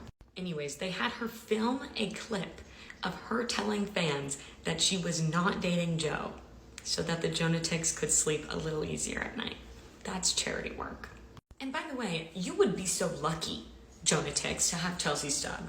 You really gave her nothing, and she deserved everything. She deserved everything. Anyways, comment what color you rooted for in the Disney Channel Games. If it's not green, we'll be fighting. We will be fighting in the comments. I'm here to admit that I liked Jason Dolley. Oh, I liked him. I don't know why. June 20th of 2008. Hot on the heels of Miley releasing 7 Things, the Jonas Brothers debut, Burnin' Up. What a week. That was a hell of a week for us. And guess who the love interest was in the music video? Because it ain't Miley. Yes. Selena Gomez, that's who. Our jaws dropped to the floor. Our 8-year-old jaws, our 5 to 15-year-old jaws dropping to the floor. July 13th of 2008, though, Miley's email was hacked and some pictures of her were leaked. I don't know how I left this out of the Miley portion, but here we have it here. They really weren't that scandalous, but for 2008, yes, they were. And parents were reacting as if their child would never recover from the villainous acts of Miley Cyrus. Excuse me? The only villain here is the grown man who is hacking into Disney stars' emails. That's pretty weird. Why would you do that? Tell it to the judge. What I meant to bring up, though, is that allegedly these photos were actually meant for Nick. Gasp. Again, grasping at content. It was 2008, guys. And now I get to regurgitate that for giggles because we have to giggle. July 23rd of 2008, Miley fans were still in mourning, and already the rumors were going around that he was dating Selena Gomez. And the sources were saying that they had been dating for months. Not an unexpected timeline shift at all. How can you do that to us? Obviously, the timeline does make sense when you take into account that the music and the TV entertainment industry are all figuring out their PR things, blah, blah, blah, blah, blah, blah, blah, blah, blah. But we didn't know about that. I certainly didn't know about it when I was 8. So I was just out here thinking that was fast. And despite the fact that both of their PR teams were trying to convince us that they were just friends, she was seen wearing his t-shirt out. That is not just friends behavior. That is devastation and treachery for Miley fans. And an absolute win for Nalina. However, Nick Girlies, I am going to give you a break now. Joe Girlies, it's your time in the spotlight. The rumors began. Joe was dating Miss Taylor Allison Swift. And we all know how that shit ended. Yep, over the phone. And with a million hits that frankly we were just so blessed to even be able to hear. And yeah, it didn't end well. But I think maybe Joe needs a thank you. Because frankly, where would we be without the tunes that came from that? I feel that my life would have taken a completely different trajectory. So, I'm just saying. Oh, and Kevin apparently was seen boating with a brunette in Miami. Sorry. I'm so sorry, Kev Girlies, but on the bright side, you did always get to be the different ones in school. And I know that that was part of your motivation because it had to be. So, you know what? You keep on with that. The winner for Choice Music R&B track was Chris Brown for the song Forever. And Lil Mama won for the rap and hip hop track for Shawty Get Loose. That is a bop. And then Paramore won for Crush Crush Crush for the rock track. And when you look me in the eyes, they deserved the award for Choice Love Song, and they got it. And I have to say that I've always been a bigger fan of Nick's style than anybody else's. It's just a little bit more classic and timeless. I know it's not quite as camp as Joe's, okay? But I fall more into the Nick territory generally. You're about to see me change outfits because I just simply couldn't keep going on the filming. So it'll be tomorrow when you see me next. And I probably won't be wearing makeup because I'm tired of that, guys. If you got through this part of the video, you like me for more than my looks. I know I'm so hot and sexy, but that's not the only thing about me. So I probably won't be wearing makeup for the rest of this video. All of that just for me to show up wearing mascara again. More than a day later. Sorry, I'm insecure. The next category is Choice Music Breakout Artist, and your nominees are Colby Calais, Flo Rida, Jordan Sparks, Leona Lewis, and Taylor Swift. Duh. Similar to Miley, I will just take any chance I can to talk about her because they were pivotal figures in my life, okay? And they still are. And there will also be some Jonas overlap. December 13th of 2007, Taylor turned 18. Yep. Were you feeling lazy today? Here, let me help. Taylor Swift was already a teen idol when she was 18. She said the first thing she did was register to vote, a reminder to us all. Her birthday present from her record label was a jacked up pink truck. Yes. The style choices we made in 2008, they cannot and should not be held against us, okay? Also, this was her record label, it wasn't her. And you know record labels, they're all about the branding, baby. That's on them. In March 6th of 2008, she did an interview with People magazine. They did like a whole spread on her. And we are right back to the anti-insert female celebrity here titles. They called her the anti-Paris because she hadn't kissed a boy in almost 2 years. Of course. But besides that, the majority of the article is about how she didn't want to party or date or do all of these things because she didn't want to run into any of the pitfalls of the media. Maybe like being called an anti-Taylor or an anti-Paris. Anyways, because she really wanted to be a star. And look where we are now. The girl's a star. Also, extremely ironic that in less than 5 years since the day that this article is posted in 2008, the media is going to do an entire 180. And it's going to be all about how Taylor Swift is dating everybody and Taylor Swift has so many boyfriends and blah, blah, blah, blah, blah, blah, blah, blah, blah. Let the woman date. Let her date. Maybe you're just jealous because you can't get a boyfriend. Ever think of that?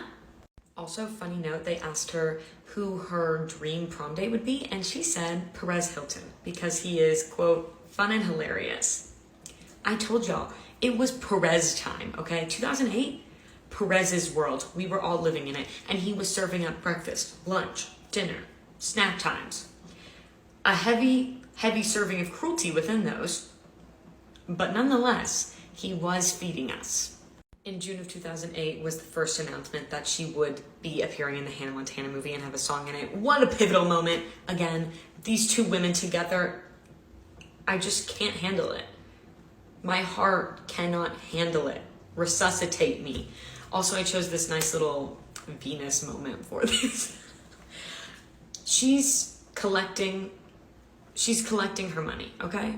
Wherever she can find it at this point. And you know what? Venus wanted to embrace. And she said, yes, as long as you can pay for it.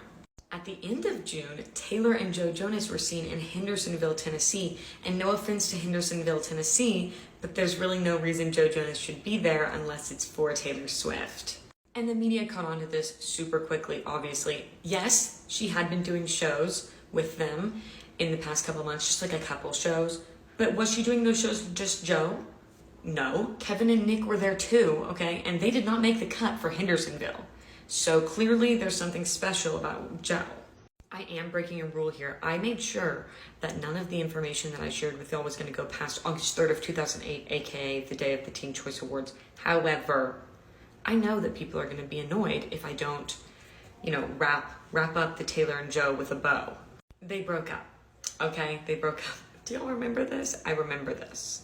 The new hookup rules you need to know, and Taylor Swift was going to tell me them. So yeah, they broke up, and then she went on the Ellen show and told everybody that he did it over the phone. And we got a myriad of amazing songs from it. I honestly don't think she made a mistake. I think was a fantastic choice. They both got over it very quickly. No harm, no foul. That shit was funny. Moving on though, the Jonas Brothers won the category of Choice Music Breakout Group. Jordan Sparks and Chris Brown won the category Hookup for No Air. They really mean duets.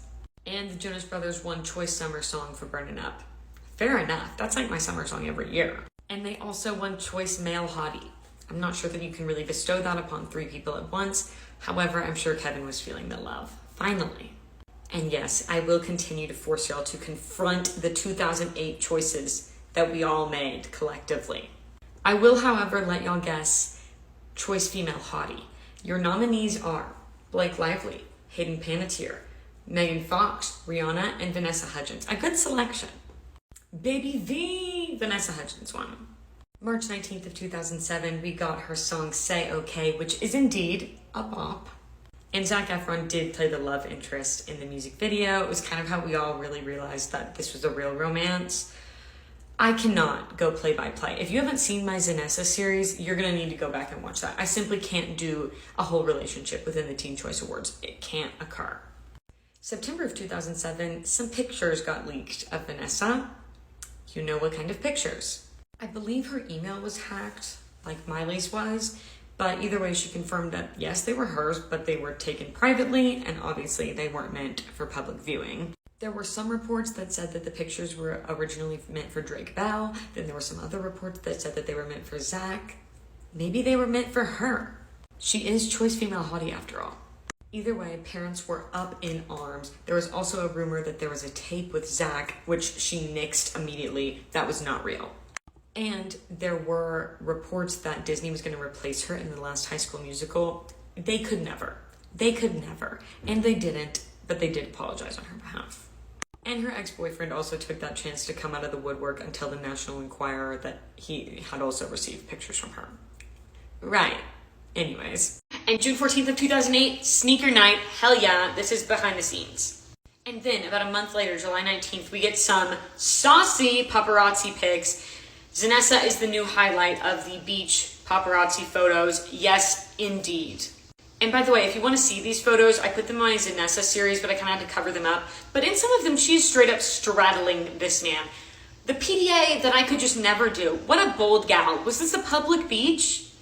I don't know. I could never. I could simply never, and I applaud her, honestly, for her bravery. And now, I draw your attention to the choice male red carpet fashion icon. Here are your nominees, okay? Chris Brown, the Jonas Brothers, Shia LaBeouf, Pete Wentz, and Zac Efron. You chose the Jonas Brothers, okay? Just look at your choices here. Here's another picture. Why is that blazer just way too small for Joe? Think about what you've done. Now go stand in the corner and think about what you did. Topical, honestly. But let's move on to the choice female red carpet fashion icon. Your nominees were Carrie Underwood, Hayden Panettiere, Kate Hudson, Jessica Biel, and Lauren Conrad. And it's Miss Carrie. Miss Carrie's the winner. We already discussed her dating Chase Crawford and them breaking up in the whole Gossip Girl portion, so I'll tell you anything else that went on. So as I mentioned briefly in the Gossip Girl series, not a series, but part of this series, which feels like it's been like 10 series, Carrie Underwood was dating Chase Crawford, but before that, in late 2006, early 2007, she started dating Tony Romo. He's in football. If you don't know, I'm not surprised. And May 15th of 2007 was their first big public outing at the CMAs. Now, they kept their relationship pretty private. There was a lot of on and off rumors about them, but we pretty much just assumed that they were still together and that that was probably tabloids. But who knows? However, in October of 2007, that's around the time supposedly that Carrie and Tony broke up. And we know that she was seen with Chase pretty shortly after that. Go, Carrie, go. Although supposedly she was still in contact with Tony, which, not necessarily inappropriate, but let's just say I personally would be livid. Oh, and by the way, Tony was also not available because as of November of 2007, he was back with Jessica Simpson, who he dated before Carrie. However, allegedly, Jessica actually knew that he was still in contact with Carrie, which pissed her off big time, as it should. Do not let this man gaslight you, Jess. You're right. And the insiders were saying that she had specifically asked Tony to stop, but in a not at all shocking twist, he did not stop. So in March of 2007, Carrie Underwood and Chase Crawford broke up. Weird couple in the first place, whatever. At this point, it was claimed by inside sources, we love them, that Jessica was now on threat level midnight because she was very convinced that Tony would go back to Carrie. Honestly, it was a real Jolene type situation, it seems, and did this man deserve it? No, they never do. They never do. Luckily for y'all, if you've stuck around to this point, we've made it into the miscellaneous category of awards. So here's the first one, Choice Male Athlete. And your nominees are David Beckham, Eli Manning, Kobe Bryant, LeBron James, and Tiger Woods. And David Beckham won. So in January of 2007, David moved to LA with all of his family, that being Victoria Beckham and their 3 children. And this was for a contract with the Galaxy soccer team. I think that's LA, honestly. You think I'm keeping up with that? Come on. Now, in September of 2007, tragedy. I'm being serious actually right now. His father almost passed away, but I'm going to have to give y'all some backstory on this. So his mom and dad had been divorced for like 6 years at this point, and they were still not on good terms. And all of the kids basically thought that it was the father's fault for the divorce, the kids including David. So none of the kids were really on good terms with their father, it seems, at that point. And then there was this whole drama because David decided to leave his Manchester team to go to Madrid's team. And his dad threw this whole little hissy fit about it, okay? Then David didn't invite him to the signing for the new team because he was angry and embarrassed, which is fair considering this is like his entire career. But then his dad said that he didn't know if he could repair his relationship with David because he'll never forgive him for not inviting him to the signing. And his dad also said that his biggest fear is that it's all over for them, him and David's relationship, which, like, you can prevent that. You are the parent. Sir, step up. I'm sorry, I have no sympathy for that. Oh, and by the way, after that, he decided to write a book about David without David's permission. So I'm really not feeling very bad. However, when he did have a heart attack, yes, that is sad, David decided to mend their relationship. Now, March 27th of 2008, David was getting his 100th cap. I won't even pretend to know what that means, but I gather it's a big deal. But then it became an even bigger deal because apparently both his mother and father were in attendance together. Not like together, but in the same vicinity, which is a big step. But then, April 21st of 2008, a woman named Rebecca, who supposedly was David's mistress, was about to be on television. Potential PR issue there. However, he had been denying this for like 5 years straight at this point, but since she was about to go on TV, a girl had to double down. So she said 100% this is true, and not only that it was true, but that their marriage is stronger than ever because of it. What a true hero she is. Now let's move on to the Choice Female Athlete. Here are your nominees: Candace Parker, Danica Patrick, Maria Sharapova, Serena Williams, and Shawn Johnson. Shawn Johnson was the winner. Was a big fan of her as a child when I was doing gymnastics. I could have been amazing if I wasn't afraid of everything.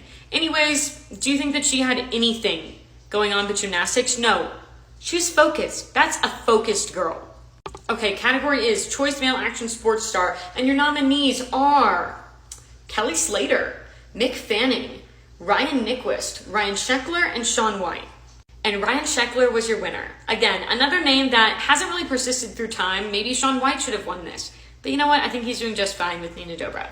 And for those of us who do not recall, Ryan Sheckler was a skater boy. He said, "See you later, boy." He wasn't good enough for us. But apparently he was, because he won. And he was 17 at the time, and all the girls were obsessed with him, by the way. He even said in an interview with 17 magazine that girls had cried and passed out when they saw him.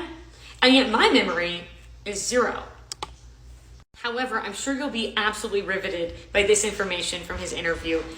His current book that he's reading was The Pearl by John Steinbeck. Mr. Intellectual over here. Category is Choice Female Action Sports Star. And your nominees are Dallas Friday, Gretchen Bleiler, Hannah Tedder, Christy Leskinen, and Stephanie Gilmore. Sorry if I mispronounced any of those. I'm kind of trying to go quicker. Anyways, Stephanie Gilmore was your winner. She was a competitive surfer, and no, she was on her grind, so no info to share. And now, the category is Choice Comedian, and here are your nominees: Adam Sandler, Dane Cook, Will Ferrell, Michael Cera, Jonah Hill.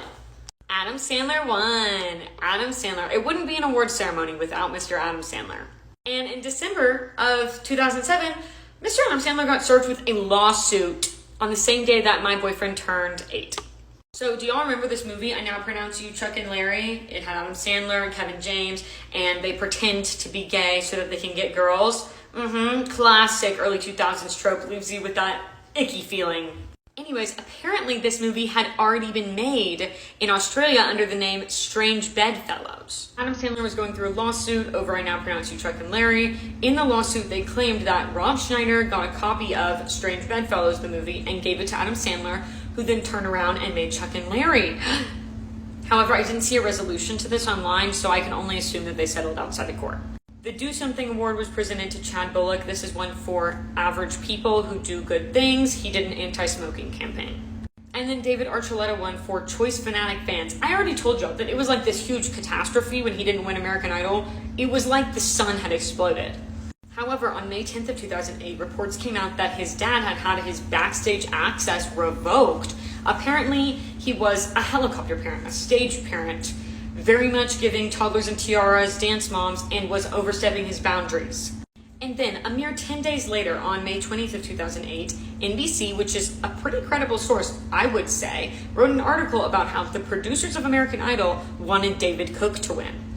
Was it all rigged? Were we living a lie? I don't know, but they said that it was because David Archuleta cannot be managed the way that 19 Entertainment wants to manage their winners. As you can probably guess, his dad was a part of this in a way. And also, apparently, they already had their own plans and agenda. And as usual, the entertainment industry wants somebody very pliable, so that doesn't really work. And then for Choice MySpacer, we got Ryan Sheckler. Yeah, that's a face I would have fallen for at like 9. So yeah. But with that, we have indeed gone through every winner of the Teen Choice Awards of 2008. Are we proud of me? We should be, yes. That was real work. I don't know at all what I'm going to be doing next, but I would appreciate suggestions. I do think it would be kind of fun to do a TV show review a la Mike's Mike, because he truly inspires me every day. I also had an idea to do something like compilation style. For example, I did mention in this series the number of actresses who have come out with like one album and then never again because probably their manager wanted them to try music. That could be fun. We could review those. I don't know. Give me some suggestions and I'll see what I'm feeling. If you enjoyed this video, please leave a like, comment any additions you might have or any thoughts or opinions. I'd love to hear them, as well as any series suggestions or new video suggestions in general.